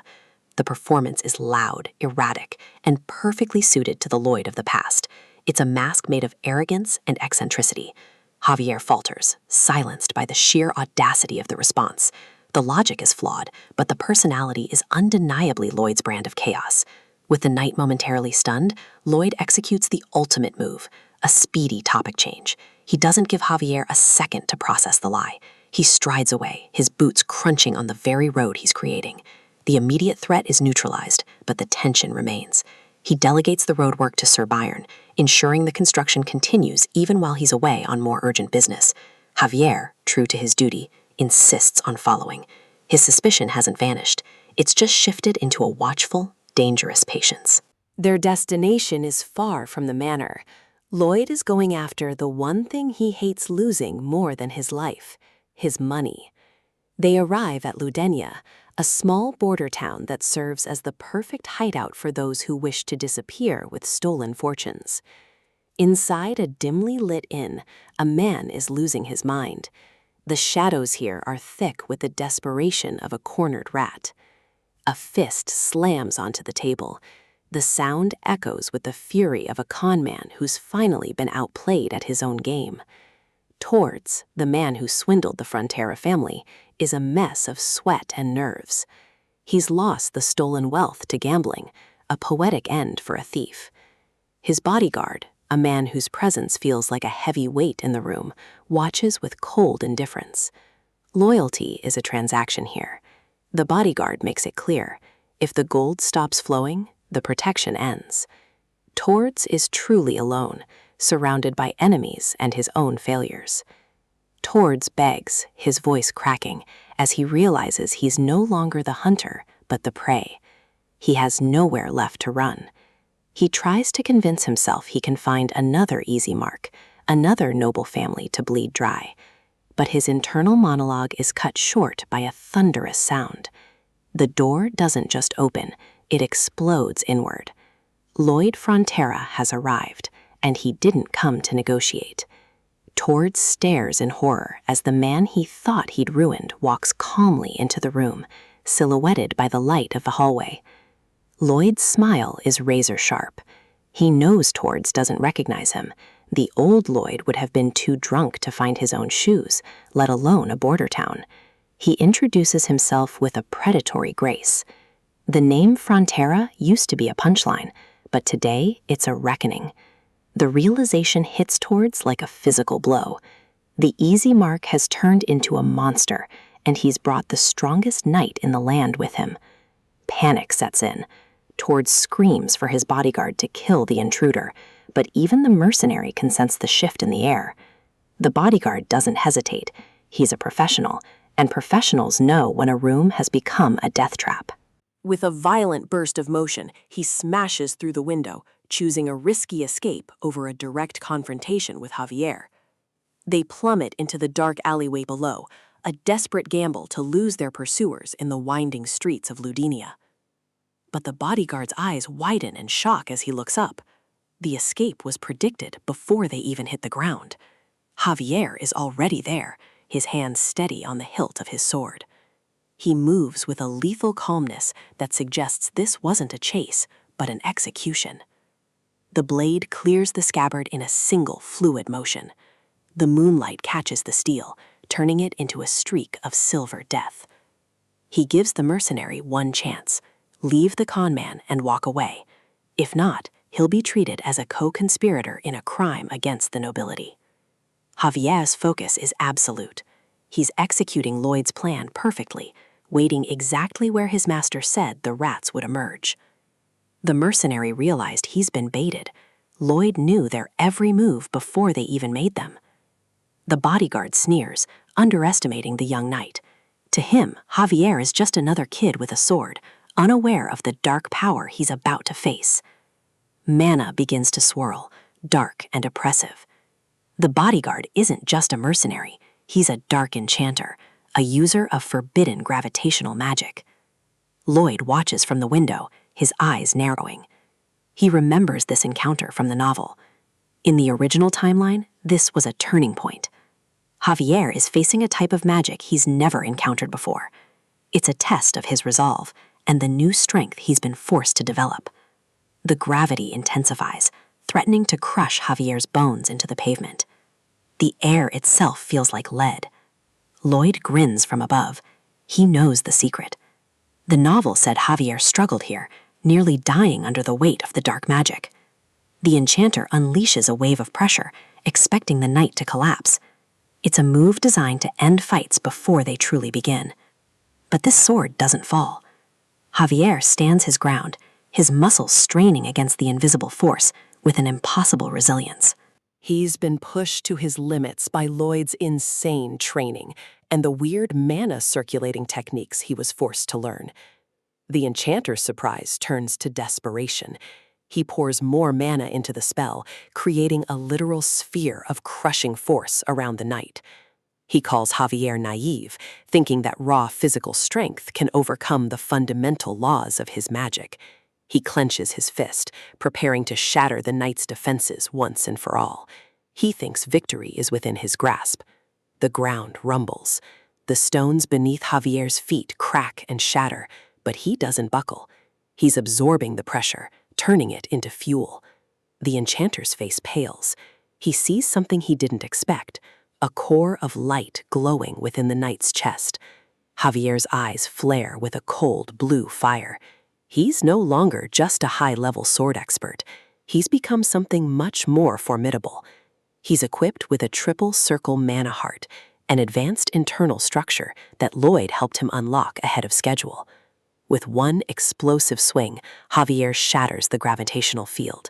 The dark magic is torn apart like wet paper by the sheer purity of his mana. He stands unburdened, his sword leveled at the enchanter. The weight that should have killed him was nothing more than an annoyance. The enchanter is frozen, his confidence replaced by a primal fear. He's realized the contract isn't worth his life. He abandons Tortoise without a second thought, using a burst of speed to flee into the night. The mercenary's loyalty was always paper-thin. Now it's just the knight and the conman. Javier's voice is low, vibrating with a righteous fury. Fraud against a noble family is a capital offense. Tortoise falls backward, crashing into a pile of barrels. He's staring at the face of his own doom, and it's wearing a blue uniform. Javier raises his blade, his intention clear. He will deliver justice the only way he knows how, with cold, decisive steel. The sword begins its descent, a blur of motion destined to end the conman's life right there in the dirt. But the strike is blocked, not by another sword, but by a man who shouldn't be standing in the line of fire. Lloyd has stepped between them. Lloyd shouts for him to stop, his face contorted with a different kind of urgency. He can't let Javier become a murderer for a few bags of gold. Javier is stunned. He's never seen this side of Lloyd, this desperate, protective anger. It doesn't fit the profile of a selfish noble. He stares at his master, his suspicions reaching a fever pitch. Is this man showing pity for a thief? Or is there a deeper game being played? Night falls over the Frontera barony, but the darkness inside this room is far more oppressive for the man tied to the chair. He's trembling, and for good reason. In this world, a noble's mercy is rare, and a noble's wrath is usually final. I sit across from him, letting the silence do the heavy lifting. Javier stands behind me, a silent reminder that there is no escape. I flash him a smile, the kind that usually precedes a very expensive favor. There's no need for all this shaking, really. I tell him I understand. Greed is a natural human instinct, and he simply saw an opportunity to line his pockets. He looks up, a flicker of hope in his eyes. He asks if I'm actually going to forgive him instead of sending him to the gallows. Of course, I'm a reasonable man. I'll skip the court case if he simply hands over every single asset he stole from the Baron. He agrees instantly, his face splitting into a desperate, pathetic grin. He thinks he's just bought his freedom with someone else's money. But I'm just getting started. Returning what was stolen is the bare minimum. The real price of his life is much higher. The hope on his face begins to curdle back into suspicion. He's starting to realize that my mercy has a very sharp edge. To earn true forgiveness, he needs to do something else, something productive for the estate he tried to ruin. I slide a piece of parchment across the table. It's a simple contract. One signature, and all his legal troubles disappear. He leans in, his bound hands hovering over the taper. He asks what kind of contract it is, his voice barely a whisper. It's just a standard employment contract. He'll even get a salary. I'm practically a philanthropist. But here's the catch. 80% of that salary will be automatically deducted to repay the massive debt he owes us. I give him my most charming, predatory grin. It's a perfectly legal way to ensure he never stops working for me. At his current pay rate, he'll be all paid up in just 520 years, give or take a decade. Javier looks at me with a mix of shock and dawning realization. He knew I wasn't going to let the man go, but this is a different level of cruelty. Why would I kill a man who owes me a fortune? Dead men can't pay debts, and I have no intention of letting a perfectly good worker go to waste. In my head, I'm already imagining the profit. I'm going to squeeze every bit of value out of this traitor for the rest of his natural life. The man screams that it's unjust, that he's never seen such a shameful contract in his life. He's not wrong, but he doesn't have many options. My expression flattens. I tell him I can't force him to sign. If he prefers, we can just head straight to court and let the executioner handle it. The choice is simple, a lifetime of labor or a very short walk to the chopping block. Sobbing, he picks up the pen and signs his life away. The next morning, the sky is clear and the air is crisp. One problem solved, a dozen more to go. We head back toward the estate in the wagon. The enchanter is tucked away in the back, still bound, still weeping. Javier mentions that the interest on our family debt should be covered for a few months, now that we have the stolen funds back. I tell him he's thinking too small. I'm investing that money immediately. I need to hire more men, because 30 soldiers won't be enough for what's coming. The only issue is my reputation. Being known as a drunken hooligan makes recruitment a bit of a challenge. A few days later, I put up a notice in the center of the barony, 20 gold per week. It's a king's ransom for manual labor. The response is immediate. A line of able-bodied men stretches across the square, all of them whispering and murmuring in disbelief. I'm surprised. I thought these people hated my guts. Javier, however, seems to have a different perspective on the situation. He reminds me that I delivered the Ondel heating systems on time and at a price they could actually afford. I dealt with the traitor and even managed to summon a divine creature to help the land. In their eyes, the trash of the family has changed. He tells me they now consider me a trustworthy and talented man. It's a strange feeling, being respected for something other than my family name. A man approaches the table, looking nervous but genuinely grateful. He asks about the work contract, ready to sign whatever I put in front of him. Before he signs, he stops to thank me. It's not about the money or the job. It's about something more personal. He tells me his child used to suffer terribly every winter from the cold. The damp and the chill were a constant threat to the boy's life. But this year, because of the Ondel system I installed, his home is warm. His family is safe. He bows deeply, his gratitude radiating off him. I'm caught off guard. I only built those heaters to make a quick buck and save my own skin, but hearing this makes me feel genuinely embarrassed. The man mentions he has a relative in the neighboring Lacona land who heard about the heaters and wants to place an order. My eyes widen. This is it. The first stage of the grand plan is finally falling into place. Expansion is the key to real wealth. I didn't build those initial heaters at a loss for nothing. I'll use the travel expenses as an excuse to jack up the price for the neighbors and really clean up. I can't help the devious grin that creeps onto my face. Javier sees it and immediately sighs. He knows the talented man is back to his greedy ways. He realizes now that the low-cost heaters in our land were just the bait. I've created a demand that only I can satisfy. But Javier is still curious about the other project. He looks at the road I've been building toward the mountain and asks what the point is. I lead him up to a ridge overlooking the valley. I tell him that very soon, these mountains are going to be stripped completely bare. He looks confused. He doesn't see the connection between a road and the trees, but I've already done the math. An Ondel system requires an astronomical amount of fuel to keep a house warm all winter. The local timber won't last a single season. Javier's eyes narrow as the realization hits him. I knew this would happen. I've created a heating system that will cause a massive fuel shortage. He asks why I'd do something so reckless, but I just point towards the end of the road I'm building. At the end of that road is an old abandoned mine, and inside that mine, we're going to find black coal. Once people get used to the warmth of an Ondel, they can't go back to freezing. They'll be desperate for fuel, and I'll be the only one selling it. I'll sell it at a huge markup. I'll give our own people a tiny discount just to keep them happy, but the profit margins will be insane. Javier stares at me, calling me sneaky and devious. He's not wrong, but in this world, being a good noble is a quick way to get buried. I ask him if he thinks we could ever repay our family's mountain of debt by playing fair.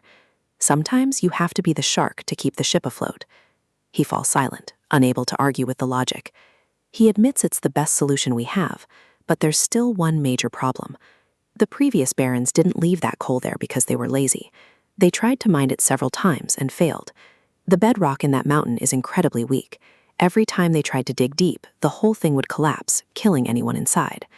I tell him I already know all about the collapses. I've studied the failures of the past, and I'm not planning on repeating them. I have something the previous lords didn't.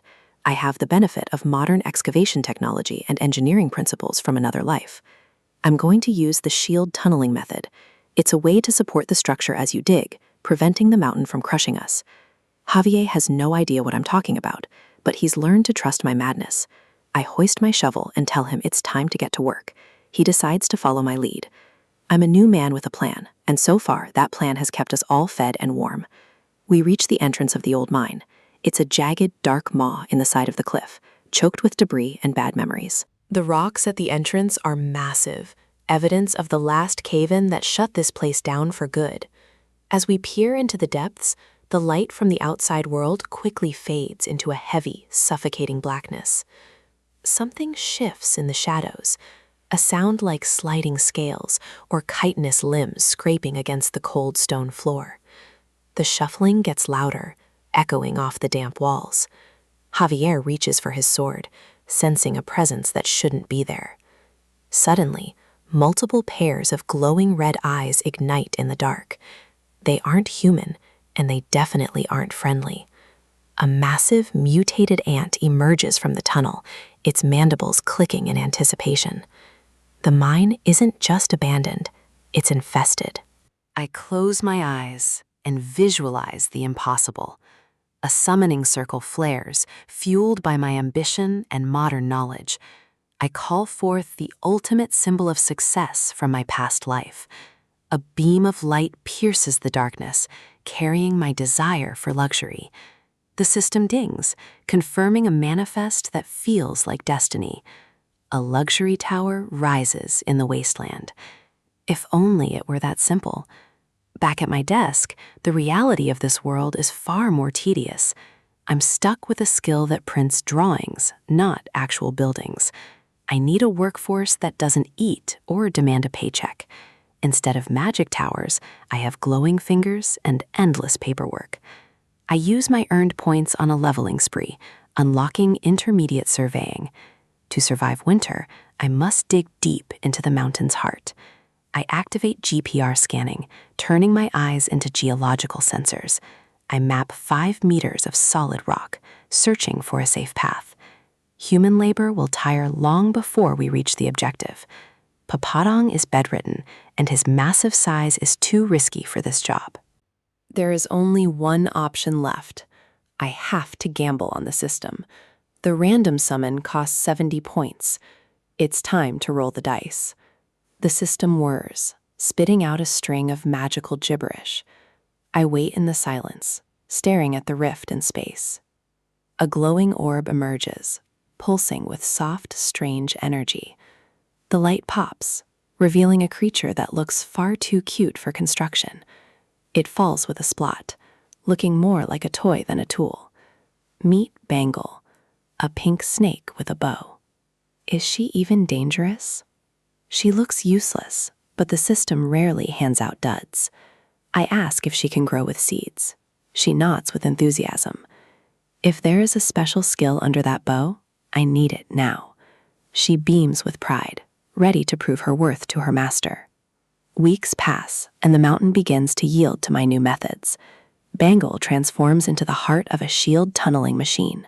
She chomps through dirt with a voracious appetite. Waste is digested instantly. I tell Javier to prepare for the outbreak. The knight stands ready for a task no warrior was ever taught. Bangle fires solid metal rods, steel dung, straight from her rear. Javier slices the red-hot metal into perfectly uniform segments. Workers forge these segments into supports to prevent a cave-in. Javier faces a crisis, slicing snake turds instead of slaying enemies. I ignore his complaints. We have too much work to do. The machine rumbles forward, inching into the dark stone heart. The air is thin and hot. Every breath feels like lead. Javier suggests I leave, urging me to take a break. He doesn't get it. If the boss isn't on site, the job suffers. I've seen too many lazy managers. I won't be one of them.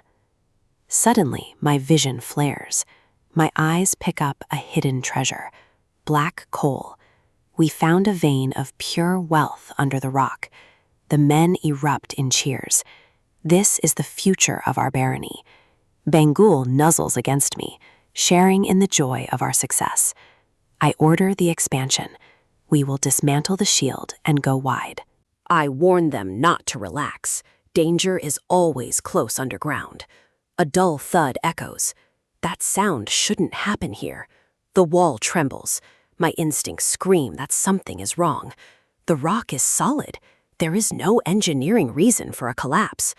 I activate the scan, pushing my vision through the stone. I see a void that wasn't there before. It is growing fast. The rock cracks wide, revealing a pitch-black abyss. A massive chitinous leg smashes through the construction site. I am thrown back as the tunnel becomes a nightmare. Javier draws his sword, eyes locked on the emerging horror. A giant ant, a monster never mentioned in the original records. I swing my shovel wildly, driven by pure terror. The impact is sickening. I'm fighting in a hole I dug. I drive the shovel home, but the victory feels hollow. I gasp for air, realizing we've breached something massive. Ants never travel alone. They live in massive colonies. 100 red eyes flare in the dark. We've hit the nest. I scream for an evacuation before the tunnel becomes a tomb. Javier becomes a whirlwind of steel, holding the line as others flee. If they reach the surface, the entire barony is finished. Javier can't hold them forever in this thin, stale air. The shaft won't collapse, and these things are experts at digging. I start to spiral, the weight of the disaster crushing me. Javier slaps me, snapping me out of my panic. He needs a plan. He is at his limit. If I don't act now, we both die. Nest, coal, underground. The pieces click together in my head. A spark of inspiration ignites. It's a desperate gamble. The rules of chemistry still apply in this strange world. I grab a torch, the flame flickering in the dead air. I yell for Javier to follow. We are going into the nest. He looks at me as if I've lost it, but he doesn't hesitate. He carves a path through the swarm, trusting my madness. We charge into the heart of the nest, toward a certain end. In this world, standing over a defeated enemy isn't about glory or honor. For an estate developer, it's about assessing the damages and collecting what's owed. The sorcerer, Lupellin, finally realizes the gravity of his situation. He's trapped in a hole with a knight who can cut steel and a man who understands the mountain better than he does. I don't look at him with pity. I look at him as a massive liability that just cost me weeks of progress. Kidnapping my workers wasn't just a crime, it was an insult to my construction schedule. I need to know exactly how he plans to compensate me. He grovels, begging for his life. Apologies are cheap, and I have no use for them. I want assets, not words. Desperate, he offers me everything. Every magical tool, every rare ingredient, and every scrap of research hidden in this cave. Now we're talking. A total asset liquidation is the only way to settle this debt. If he's giving it all up, I'm more than happy to take it. Javier emerges from the darkness, supporting the workers. They're exhausted and half-starved, living proof of the cruelty this man practiced in the name of his craft. I ask him what he was really doing with them. What kind of twisted logic justifies working men to death in a cave? He claims he was researching a way to bring back the dead. It's the classic obsession of a man who can't let go of the past. Is that even possible? And more importantly, what would a man like him do with that kind of power? His face shifts, a shadow of genuine grief crossing his features as he prepares to tell his story. He was trying to bring back his wife and child. He wants me to see the tragedy instead of the monster. I listen, but I don't feel the sympathy he's looking for. Grief is a heavy burden, but it doesn't grant you a license to destroy others. He speaks of an ordinary, happy life, a family that meant everything to him before the world turned cold. A cruel lord tried to steal his wife, shattering his world and driving him into the darkness of forbidden sorcery. It's a tragic script, one I've heard 1,000 times. But I've heard enough. I cut him off before he can finish his soppy story. Tragic past or not, his actions have consequences. I ask him if he thinks his wife would actually thank him. Would she want to be brought back by the blood of hundreds of innocent people? He stammers, unable to answer. He looks at the ghastly creations he's left behind, the cost of his obsession laid bare. Having a tragic story doesn't make you a hero, it just makes you a murderer with an excuse.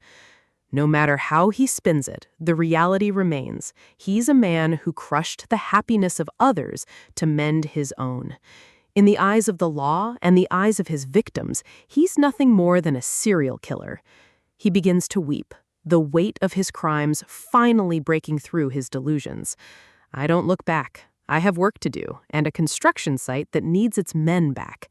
I tell him I'll be back for the tools. I leave him there, a broken man in a broken cave. But I leave him with a warning. If he ever tries to hurt anyone again, there will be no second chances.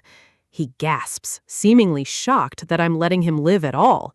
He grovels once more, thanking me for a mercy he thinks is genuine. But I know the truth. I remember the original novel. In that story, Javier was the one who forgave him and let him go. The novel's Javier was noble and kind. He believed in redemption. He let Lupulon walk away from his laboratory. And because of that kindness, Lupulon went on to kill hundreds more, eventually becoming a recurring villain who haunted the kingdom for years. I'm walking away knowing exactly what the noble path leads to. I'm not interested in being a hero. I'm interested in results. Behind me, the air shifts. The sound of shifting fabric and a sudden surge of mana tells me exactly what's happening. Lupulon can't help himself. A snake doesn't stop being a snake just because you let it go. He thinks my back is turned. He thinks he's found an opening. He lunges, a dark spell forming in his hand. He's ready to kill the man who just spared him. His face is contorted with a manic grin. He thinks he's won. He thinks I'm as naive as the protagonist in the book. But I told him there would be no mercy. His eyes widen as he realizes I'm not surprised. I was waiting for this. I knew he couldn't resist the urge to strike. Javier is faster than any spell. A single, clean arc of steel cuts through the darkness before the sorcerer can even finish his incantation. The threat is ended. Permanently. In this world, you don't leave loose ends to become sequels. It reminds me of my previous life in Korea. I used to be the guy who took the high road. There was a senior worker on the construction site who treated me like garbage. He'd scream at me over nothing, demanding perfection for a pittance while he did half the work. I would bow my head and apologize. I'd tell myself that being the bigger person was the right thing to do. I believed in all those quotes about kindness and avoiding confrontation. I thought that if I treated him with respect, he'd eventually return it. I spent months under his thumb, swallowing my pride and hoping for a change that never came. I'd greet him every morning with a smile, only to be met with another round of insults. He took my patience for weakness.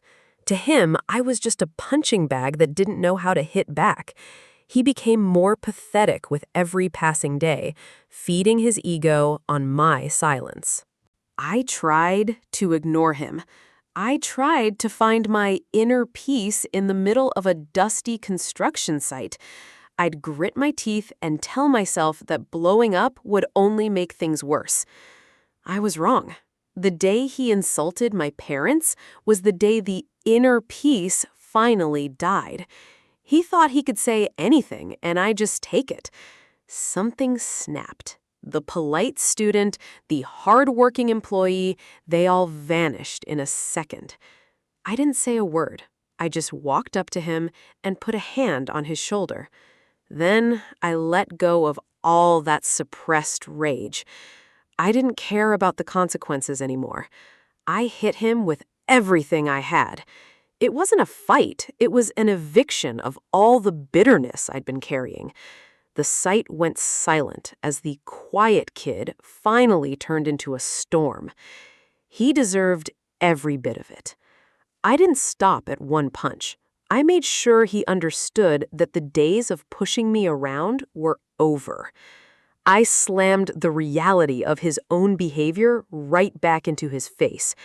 No more bowing, no more apologies. I beat him until he couldn't scream anymore. Even as I was doing it, a part of me knew I was probably screwed. The others finally pulled me off him. They were shocked, but they didn't know the months of hell I'd endured. I expected to be fired. I expected my life to get worse. But I went back to work the next day, carrying my load just like always. When he saw me, he didn't scream, he didn't curse, he didn't even look me in the eye. He stayed away. He stayed quiet. For the first time in months, I actually had peace on that job site. He had bandages on his face, but he was the one who was truly broken. My violence had achieved what my kindness never could. There are times when violence is the only language a bully understands. It's the only way to stop the cycle. Back in this fantasy world, I look at the dead sorcerer and feel that same sense of finality. I won't sink to their level, but I won't let them step on me either. In Korea, the system often protects the aggressor. Murderers and frauds get a slap on the wrist because they have rights. I'm tired of that logic. Villains deserve a punishment that fits their crimes.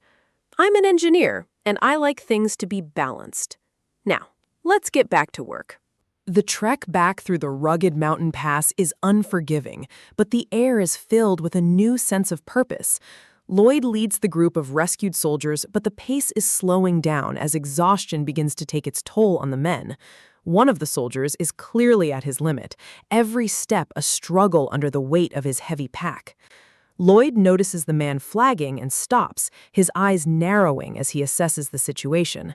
Without a second thought, Lloyd demands the soldier hand over his bags, warning him that passing out would only create more work. The soldier tries to protest, but Lloyd isn't interested in arguments or pride right now. He turns to the others, ordering them to pile their gear onto him as well. The soldiers are stunned. Their lord, a nobleman, is volunteering to carry the burden of mere commoners? Lloyd shuts down any further debate with a threat to withhold their bonuses, a classic move to hide his actual effort. Looking at his burdened back, the soldiers are visibly moved, their eyes welling with tears at this unexpected display of leadership. Javier watches from the side, unable to tell if Lloyd is truly worried about them or just obsessed with efficiency. Regardless of the motive, the result is the same. These men would now follow Lloyd into the depths of hell. For the first time, Lloyd looks like a leader they can actually trust, standing tall under the weight of their shared struggle. The system chimes in, noting that Lloyd's actions have deeply moved the men and his reputation is about to skyrocket. But internally, Lloyd is just screaming for a payday. If the reward isn't gold, he doesn't want the credit. They finally reach the Orc settlement, a cluster of sturdy tents nestled deep within the rocky canyons. Lloyd makes a beeline for the stone structure he designed, the Siok Bingo, an ancient style of ice house. Arash, the massive Orc warrior, steps inside the stone vault, looking around with a skeptical expression. He's not impressed. It's just a room made of stone, and in this heat, stone doesn't stay cool for long. Arash explains the problem. Without real cold, the meat will spoil, and muscle loss is a fate worse than death for an orc. Lloyd smiles confidently, reminding him that the project isn't finished yet. Arash points out the obvious. There is no ice in this burning wasteland, so the building is useless. Lloyd's grin only widens as he makes a bold claim. If they don't have ice, he'll just make some. The orc stares at him, wondering if this human has finally lost his mind in the sun. Lloyd just shrugs, claiming he'll figure it out somehow. The orc's internal monologue is a mess of doubt, questioning everything Lloyd has told him so far. Lloyd can almost sense the suspicion, but he views the orc not as a threat, but as a very important customer. Arash tries to shake off the negativity, reminding himself that Lloyd did save his life. He offers to help if needed, though he clearly expects Lloyd to fail this impossible task. As soon as the orc leaves, Javier steps in, his voice dripping with his usual deadpan skepticism. He asks the million-dollar question, how exactly does Lloyd plan on creating ice without magic? Lloyd's face drops instantly. He admits that it's a very good question and he has no idea. Javier is horrified. He realized Lloyd just signed a contract and made a promise with zero plan to fulfill it. He accuses Lloyd of being a fraud, but Lloyd just holds up a hand to stop the lecture. Lloyd asks Javier if he knows what unsuccessful people all have in common. He starts mimicking a whiny voice, listing all the excuses people use to avoid taking risks. He argues that failures find a million reasons not to try before they even start. But successful people, they dive in head first and figure out the how while they're already moving. He clenches his fist, the fire of a true entrepreneur burning in his eyes. To Lloyd, this isn't just recklessness, it's innovation in its purest, most desperate form. He stands alone in the center of the vault, striking a dramatic pose as if he's already won. Javier isn't buying the speech, noting that people like Lloyd are usually 1,000 times more likely to fail. Night falls over the canyon and the world goes quiet. But Lloyd's work is just beginning. He sits alone among the rocks, deep in thought, searching for a loophole in the laws of this world. He starts with the basics. He needs a mold for a giant ice cube to fill the stone storage. He'll use his summoned creatures, Piadong and Bangle, to transport the water from the distant lake. He knows ice magic exists in this world, and he knows it works by manipulating the mana in the air. Through his training, he's learned that mana isn't just one generic energy source. He's felt it while absorbing mana. Different particles have different properties, like heat for a fireball. He realizes that if there's hot mana, there must be a cold counterpart. He doesn't know how to cast spells, but he does know how to move mana through his own body. He calls his giant summons over to the water pits he's prepared inside the Siok Bingo. He can't create ice from nothing, but he can do something functionally similar using his core technique. He reaches his hand into the water, focusing every ounce of his concentration on the energy flowing through him. His plan is to absorb only the warm mana from the water, leaving the cold mana behind to freeze it. He messes up the first try, accidentally absorbing the cold instead and shivering as his hand nearly freezes. Javier watches from the shadows, seeing Lloyd struggle and fail repeatedly in the dim light. He remembers Lloyd's words about figuring things out as you go, thinking it's still incredibly reckless. Yet, there's a part of him that can't look away, sensing that Lloyd might actually be onto something. Despite the failures, Lloyd keeps going, his body glowing with the intensity of the mana manipulation. Javier realizes that Lloyd isn't just guessing, he's refining a technique that shouldn't even be possible for a non-mage. Steam begins to rise from the pits as Lloyd successfully draws the heat out of the water row by row. A few days pass, and the quiet tension in the village reaches a breaking point as the Orcs return to check on the progress. Orosh and his companions stop dead in their tracks, their jaws dropping at the sight before them.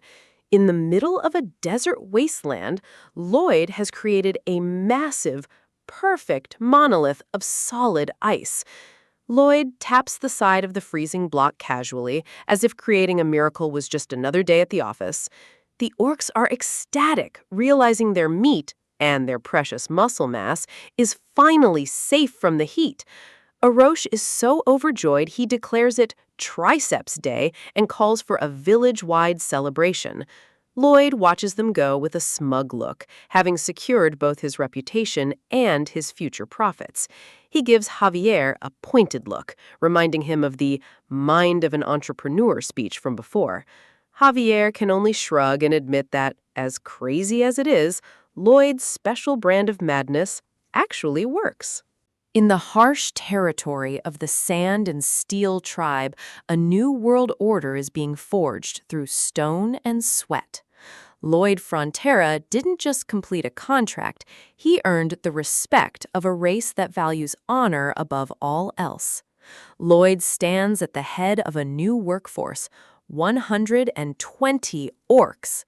It's a logistical miracle and a social nightmare all wrapped into one, but for an engineer from another world, it's just the labor force he needs.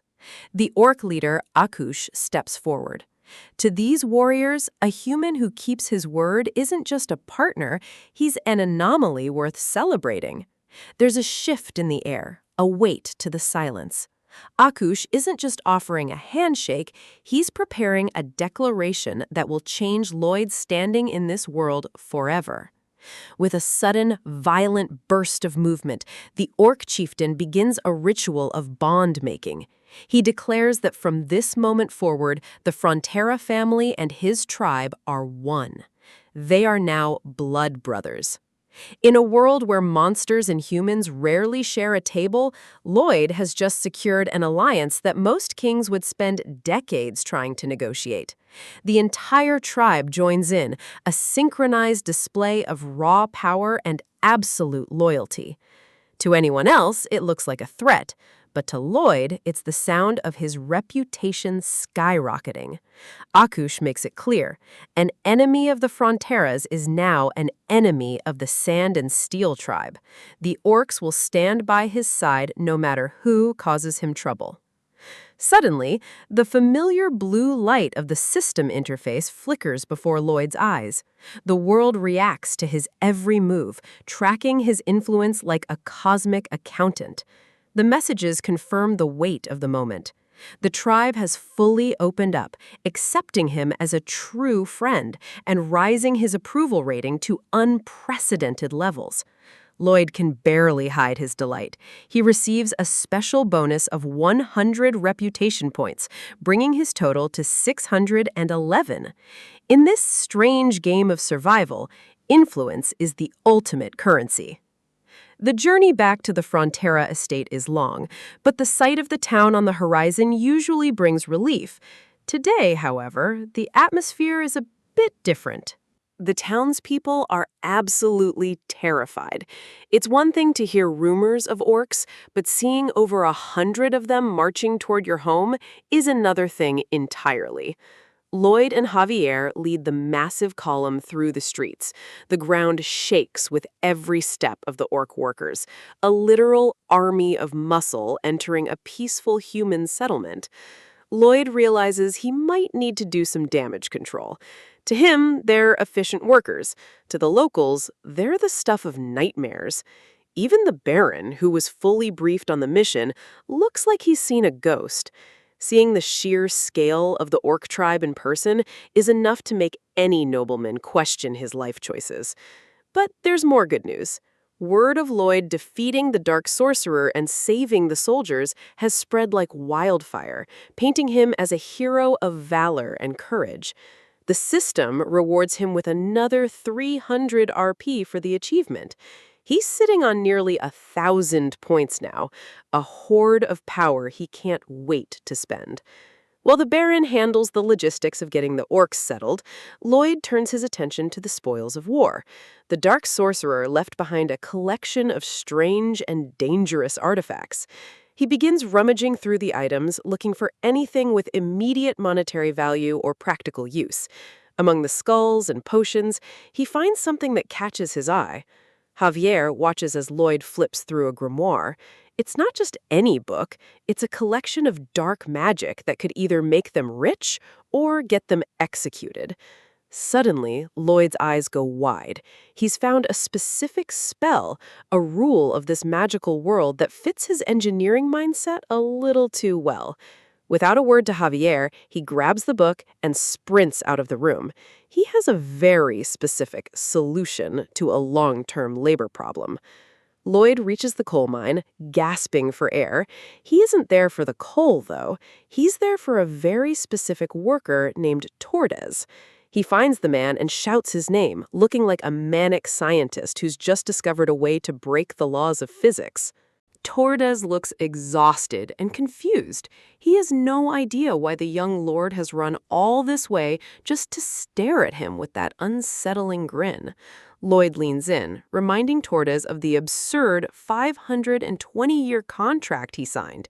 He admits that on the surface it sounded like a joke, but Lloyd has a solution for the pesky problem of human mortality.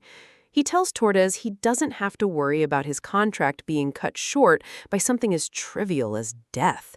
He presents the grimoire, open to a spell that can turn a corpse into a ghoul under his control. In Lloyd's mind, this is the ultimate in worker benefits. Tordes stares at the illustration of the undead creature. The realization that his contract is literally eternal begins to sink in. Lloyd is beaming, genuinely excited that he can keep Tordes working for the full 500 years.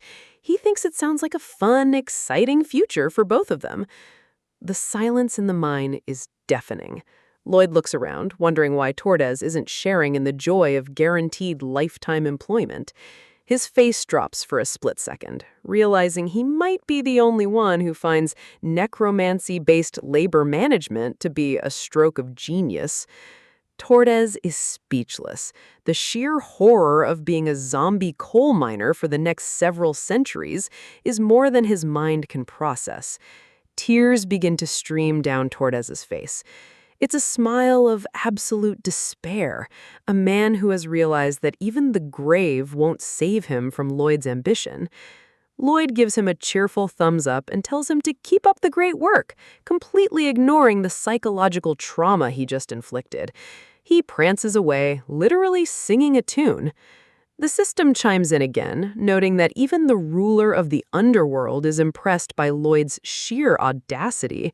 The system even offers him a position in the afterlife. Lloyd just scoffs, feeling like he's being judged for being a proactive estate developer. Later that day, Lloyd heads back to the mansion. He needs to discuss the next phase of their expansion with the Baron, but the mood in the house is tense. He finds the Baron's office empty, which is unusual. The man is normally buried in paperwork trying to fix their financial situation. A maid stops him in the hallway, looking nervous. She informs him that the Baron is in the reception room dealing with some unexpected guests. Lloyd asks who the guests are, and the names she gives him, Mr. Shiloh and Mr. Meatloaf, sound like low-rent thugs with expensive titles. Lloyd's expression goes blank. He knows exactly what kind of guests these are. They're the vultures who come to pick the bones of a struggling estate. A dark, predatory smile slowly spreads across Lloyd's face.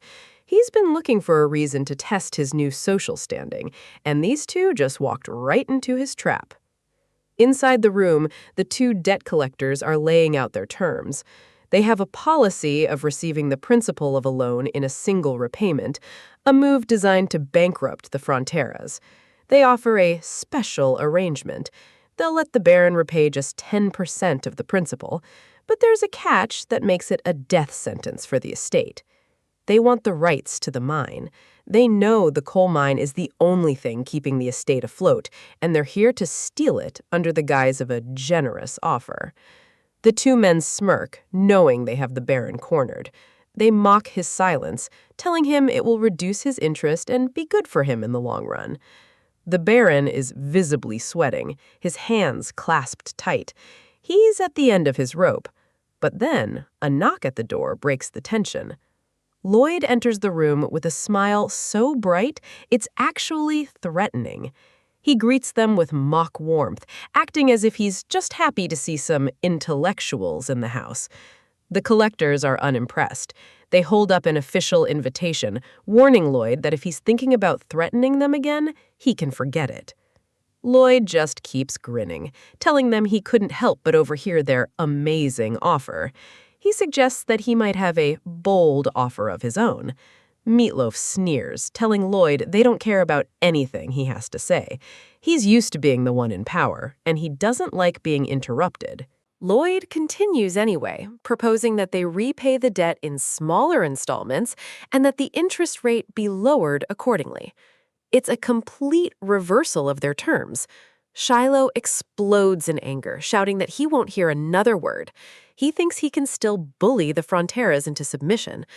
Lloyd just tilts his head, his eyes narrowing. He mentions that their refusal makes him quite angry. And in this world, Lloyd's anger has a very physical manifestation. A massive green foot steps into the room. The floorboards groan under the weight of a creature that doesn't belong in a polite reception hall. The orc chieftain, Akush, looms over Lloyd, his presence filling the entire room. He asks who dares to anger his Frontera brother. The debt collectors are paralyzed with fear. They're looking up at a literal monster, a warrior who could snap them both in half without breaking a sweat. Akush reiterates the vow of the Sand and Steel tribe. Anyone who causes trouble for the Fronteras will be destroyed with their full force. Lloyd puts on a show of being the reasonable one, telling Akush that they were just talking. He plays the diplomat while the orc provides the ultimate leverage. The debt collectors are practically cowering on the sofa. Lloyd leans in, asking them what they think of his offer now that the situation has clarified. He tells them that if they refuse, it might hurt his feelings. And as Akush points out, hurting Lloyd's feelings is a very, very dangerous mistake to make. The two men don't wait for a second invitation. They flee the mansion as fast as their legs can carry them, leaving behind any hope of seizing the mine. The Baron is stunned. Lloyd hands him the revised contract, acting as if he's just finished a standard business meeting. He jokes that he would have canceled the debt entirely if it weren't a crime. He reassures his father that the construction business is expanding and the coal mining is going smoothly. They'll be able to pay off the debt in no time. He tells the Baron to keep the new contract safe. For the first time in years, the future of the estate actually looks bright and secure. But the Baron has a look of realization on his face. He sees one major problem that Lloyd, in his excitement, might have overlooked. He looks at the massive orc standing behind his son. These warriors are strong, loyal, and incredibly hardworking, but they come with a hidden cost. The Baron points out that these guys eat 10 times more than a normal human. The cost of feeding 120 orcs might actually drive them back into debt faster than the interest rates ever could. In the world of construction, muscle is the ultimate currency, and nothing beats the raw, unbridled power of an orc. Their strikes are like earthquakes, shattering stone that would take a dozen human miners days to crack. But there's a strange rule to their labor. They don't just work, they crave it with a feverish, almost terrifying intensity. When the shift ends, they have to be dragged away kicking and screaming. To an orc, rest isn't a reward, it's an insult to their muscles. This insatiable drive has boosted productivity tenfold, but every great miracle in this world comes with a social consequence. They don't want gold or silver. Their only demand is a simple one: keep their bellies full of meat. And these beasts eat enough to bankrupt a small kingdom. Lloyd sits before his father, the Baron, facing the cold reality of their ledger. The mines are producing, but the cost of feeding the workers is skyrocketing. The Baron is a man of honor, but honor doesn't pay for the tons of livestock needed to fuel an orcish workforce. He looks at the numbers and sees only one solution: raising taxes on the already struggling peasants. It's a choice that would break the people's spirit. Lloyd, however, has a different philosophy. He knows that taking more from a dry well only yields dust. His proposal is a character twist the Baron didn't expect. Instead of taking more, they must enable the people to make more. The target is the Merit's wetlands, a vast, forgotten stretch of northern land that has been nothing but a swampy wasteland for centuries. If they can reclaim it, they turn mud into fertile farmland. More land means more crops, more wealth, and eventually more tax revenue without the robbery. But the wetlands are a chaotic mess of water and silt, a puzzle no engineer in this era has been able to solve. Javier watches as Lloyd steps into the murky water. The plan sounds brilliant on paper, but the execution is a nightmare. This land has been abandoned for generations. To the locals, Lloyd isn't a visionary. He's a fool chasing a mirage in the mud. Lloyd just smiles. He has a secret advantage: knowledge from another world. But even with that, nature doesn't give up its secrets easily. He spends his nights in the dirt, creating miniatures of the terrain. He needs to understand how the water flows, how it settles, and how to outsmart the rain. Without his system skills helping him yet, he has to rely on the old-fashioned way: trial, error, and a lot of mud under his fingernails. He builds small dams and channels, watching them fail time and time again. The variables are endless and the frustration is mounting. Days turn into weeks. The sun rises over a land that remains stubbornly wet, mocking his efforts. Lloyd becomes a ghost of himself, mumbling calculations and staring at the silt until his eyes go red with exhaustion. The Baron and Javier watch from a distance. They've seen Lloyd lazy, they've seen him greedy, but they've never seen him this possessed. Javier asks if he should intervene, worried that the young master might actually work himself to death in the swamp. The Baron stops him. He admits he used to hate his own son, seeing him as a lost cause who would only bring ruin to their name. But now he sees a man who is willing to suffer for the sake of the land. It's a miracle he never dared to pray for. The Baron chooses to trust him. He won't be an obstacle to the man his son is becoming, even if he doesn't fully understand the methods. Javier realizes that Lloyd's greatest strength isn't just his strange knowledge, it's a sheer, stubborn refusal to give up. Lloyd isn't just working for the money anymore, he's keeping a promise to the land itself, and he won't stop until his word is kept. The forest is silent at night, save for the rhythmic sound of a man who has forgotten how to sleep. He kneels before his final model. 21 days of labor have led to this single, intricate web of channels in the dirt. He raises a fist toward the moon, a silent prayer, or perhaps a challenge to the heavens themselves. Then it happens. The water begins to move. It's not a flood, but a steady, controlled drain away from the center. Lloyd's eyes light up with a manic glee. In his mind, he doesn't just see water, he sees a river of gold coins flowing into his treasury. He imagines himself bathed in the sweet golden light of absolute wealth, his dreams of a lazy, rich life finally within reach. But as the reality of his success sinks in, the adrenaline fades, leaving only the crushing weight of 3 weeks of no sleep. He collapses right there in the mud, a victor who looks more like a victim of a battlefield. As he lies there, he thinks back to his previous life. This was hard, but compared to the soul-crushing grind of part-time construction work, this was almost fun. Suddenly, the familiar blue light of the system interrupts his rest. The timing, as always, is impeccable. His manual labor has triggered a massive update. The system has analyzed his data and unlocked a new capability. It's called simulation mode. His eyes glow as the entire landscape is mapped out in a digital grid before his very eyes. He can now stretch the mountains and manipulate the terrain in a virtual space, seeing the results of his engineering instantly. He watches a mountain crumble and shift with just a flick of his finger. It's the ultimate tool for a developer, and that's exactly why he's furious. He just spent a month breaking his back doing this by hand, and the system waited until he succeeded to give him the shortcut.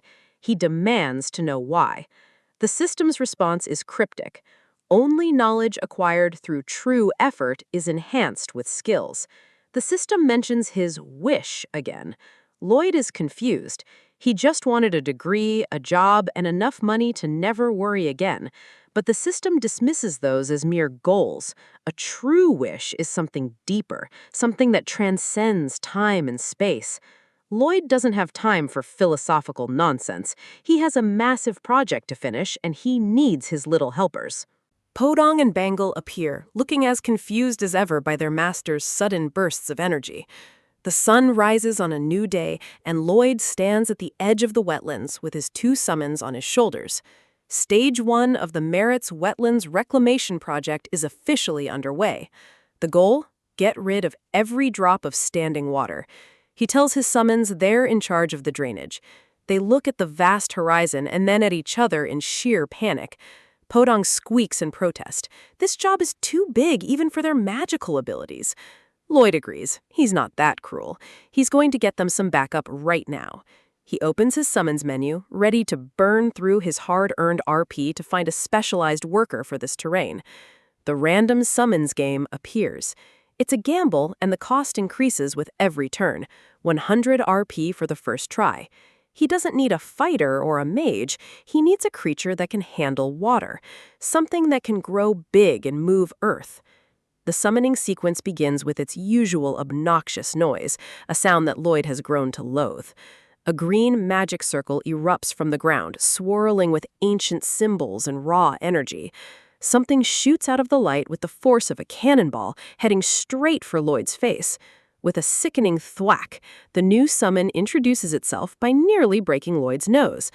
The object bounces across the sand, small and yellow, looking more like a toy than a legendary construction beast. It lands with a soft plop and lets out a cheerful sound. Hameng! It's a tiny, round, hippo-like creature with a single tooth. Lloyd stares at it, blood dripping from his nose. He was expecting a leviathan, and he got a marshmallow with legs. Podong and Bangle seem thrilled, welcoming their new friend with open arms and excited squeals. The little hippo is undeniably cute, but in Lloyd's world, cuteness doesn't drain a swamp. They all start twirling together, a small parade of uselessly adorable creatures in the middle of a wasteland. Lloyd sighs and asks for the instruction manual. Every summon comes with a rule book, and he needs to find the utility in this one. The creature obliges by spitting a crumpled, wet piece of paper directly onto the ground.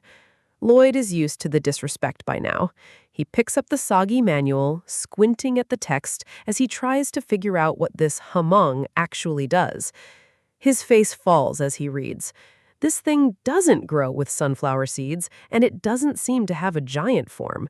He looks at the tiny hippo and realizes he might have finally pulled a total dud. But in this strange world, even the duds have a way of changing everything. In a world where magic and engineering collide, survival isn't just about strength. It's about the tools you build. Lloyd stares down his latest acquisition, and to say he's disappointed is an understatement. This is hamong. Small, round, and looking more like a snack than a legendary construction beast. It seems the system's sense of humor is as dry as the land Lloyd is trying to save. Lloyd calls up his interface, desperate to see if there's some hidden potential he's missing. The rules of this world are governed by these screens, and right now, they aren't looking promising. His other summons, Podong and Bangle, immediately take offense to his skepticism. They might be small, but they have a sense of dignity that Lloyd constantly overlooks. He sighs, crouching down to their level. He needs something massive to drain the Merit's wetlands, not a group of pets that fit in his pocket. The creatures don't just get mad, they organize. They stage a miniature strike, complete with banners demanding that their labor be valued. It's a ridiculous sight in a world this harsh. Fine, Lloyd relents, though his expectations remain buried in the dirt. If this tiny thing can only dehumidify a closet, it's useless to his grand design. Then, the screen dings. Hamong's skill is revealed. One shot, level 1. It sounds like a drinking game, not an engineering miracle. Lloyd asks if it can chug water. The little creature nods with an enthusiasm that is almost suspicious. Hamong pats its belly, claiming it can drink as much as its stomach can hold. Lloyd looks at that tiny frame and wonders if it's even worth a bucket of water. He figured his luck was too good to be true. He's stuck with a hamster-sized water tank while the wetlands continue to rot. But Hamong isn't done. It waddles toward the edge of the water, ready to prove its worth to its skeptical master. It starts with a tiny slurp, just a little ripple on the surface of the massive, stagnant pool. Lloyd stands back, hands in his pockets, waiting for the inevitable failure. The other summons watch, their tiny faces filled with anticipation.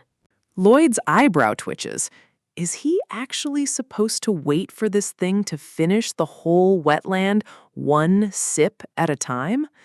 But the slurping doesn't stop. It gets louder, more rhythmic, more aggressive.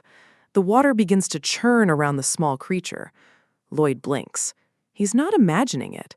Hamong is growing. The more it drinks, the more its physical form expands to accommodate the volume. The ripples turn into a vortex. A massive whoosh of water is being sucked into Hamong's mouth, as if it were a literal drain in the earth. Lloyd's skeptical expression begins to crack. This isn't just drinking. This is a biological vacuum cleaner at work. His jaw drops as the scale of the transformation becomes apparent. The world rules have just thrown him another curveball. Hamong becomes a titan of the shore, gulping down thousands of gallons in seconds. Lloyd is forced to scramble back as the ground itself starts to dry up. The water levels recede with terrifying speed. What was a swamp moments ago is being drained into the belly of a beast that shouldn't exist. With a final, triumphant shout, Hamong finishes its task. It's massive now, a towering monument to the system's bizarre logic. The wetlands are gone. In their place is a muddy, exposed landscape, leaving the local wildlife flopping in confusion. Lloyd can't even process the efficiency. It's a complete role reversal of expectations. This little creature just saved him weeks of manual labor. If it can drink this much, this quickly, the entire reclamation project isn't just possible, it's going to be a landslide victory. The other summons look smugger than ever. They knew. They always knew. Lloyd is the only one constantly playing catch-up with his own power. Lloyd questions the system messenger. Is this really random? He always seems to get exactly the right tool for the job at the last second. The messenger is as vague as ever, offering a digital shrug. In this world, you either have luck or you have a whole bunch of handicaps. Hamong looks back at him, still massive and ready for more. It's hungry for the next sector. Lloyd's face shifts. The skepticism is gone, replaced by the predatory grin of a man who sees a massive profit on the horizon. He announces the start of the Merit's wetlands reclamation. They aren't just draining it, they're going to transform it into the most fertile land in the barony. The workers can only watch in stunned silence as the engineering miracle begins. They've never seen anything like this. Hamong takes the lead, removing the surface water with its incredible capacity. It's the first step in a complex, multi-stage process. Once the water is gone, the real work begins. The workers move in to clear the debris and weeds from the newly exposed ground. Javier is drafted into the service of engineering. His mana blast, usually a weapon of war, is repurposed to create deep holes in the earth. They insert bamboo stalks into these holes, creating a natural filtration and drainage network that reaches deep into the soil. Hamong then uses its one-shot skill to draw the deep-seated water up through the bamboo like a giant straw. Finally, they build levees using Lloyd's upgraded simulation skill. It's a perfect synchronization of magic, labor, and modern engineering. 10 days of relentless work, and the results are undeniable. A complete sector has been reclaimed from the muck. Lloyd rallies the men. He knows that to keep them working this hard, he needs to offer a promise of a future they can actually see. He promises a bonus party once the work is done. The men roar in approval, their fatigue forgotten in the face of a tangible reward. Summer heat beats down on them, but the momentum is unstoppable. The world is changing under Lloyd's direction. Javier pauses, sweat dripping from his brow. He's one of the greatest knights in the realm, yet here he is, shirtless and digging in the dirt. He looks out over the former wasteland. It's actually happening. The mud is turning into structured, viable farmland. He wonders when he started accepting this as natural. His duties were supposed to be noble, but Lloyd has turned him into a master gardener. His thoughts are interrupted by Lloyd's voice. The master is never far behind with a new task. Lloyd hands him a bag of seeds, telling him to plant them across the new fields. Javier tries to protest, but he knows it's futile. So the knight returns to the soil, watering the rows with a precision that speaks to his disciplined nature. He grumbles that he won't let Lloyd get him next time, but the look in his eyes says otherwise. He's invested in this miracle now. It's impossible to ignore. Lloyd is doing something no mage or king has ever managed. He's curing the land. The people of the area see it too. They look at Lloyd not as a spoiled noble, but as a man who can command the very elements to provide for them. They call it a miracle. The vast green fields stretching out where there used to be only rot and stagnant water. The farmers are smiling, their hope restored. They see a future where they won't have to starve or struggle for every scrap. Lloyd walks through the tall grass, a shovel over his shoulder. He's the architect of this new reality, and he knows exactly what it's worth. The system dings again. The awe and respect of the Frontera barony have manifested as a massive bonus to his reputation points. He's sitting on over 1,200 RP now. In this world, social currency is as powerful as gold, and Lloyd is becoming a very wealthy man. The rice is growing tall and strong, a testament to the nutrient-rich soil they finally unlocked. Javier continues his quiet work. He's become the guardian of this growing life, his sword replaced by a watering can for the moment. A small smile touches Javier's lips. There is a peace here that he hadn't expected to find in the service of a man like Lloyd. Lloyd tells him that once they build a water wheel, the project will be truly complete. He's already thinking 3 steps ahead. A water wheel will keep the land from flooding during the rains. It's the final piece of the puzzle to ensure this miracle lasts. He expects his engineers to arrive any moment, but the sound of hooves in the distance doesn't sound like a construction crew.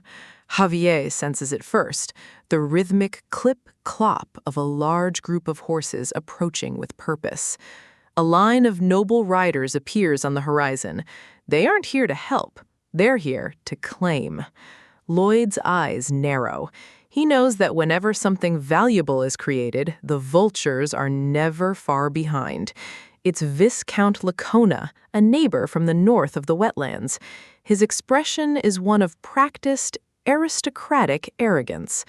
The horses come to a halt, kicking up dust over the pristine new fields. The tension in the air is thick enough to cut. The Viscount's man demands to know who is in charge of this project. He speaks as if Lloyd and his men are mere trespassers. Javier steps forward, his hand instinctively moving toward his hilt. He won't allow these people to insult his lord. The Viscount drops the bombshell. He claims this land belongs to him. Now that it's no longer a swamp, he wants it back. He orders them to leave at once. Lloyd just stands there, his face unreadable. The battle for the wetlands has just shifted from engineering to politics.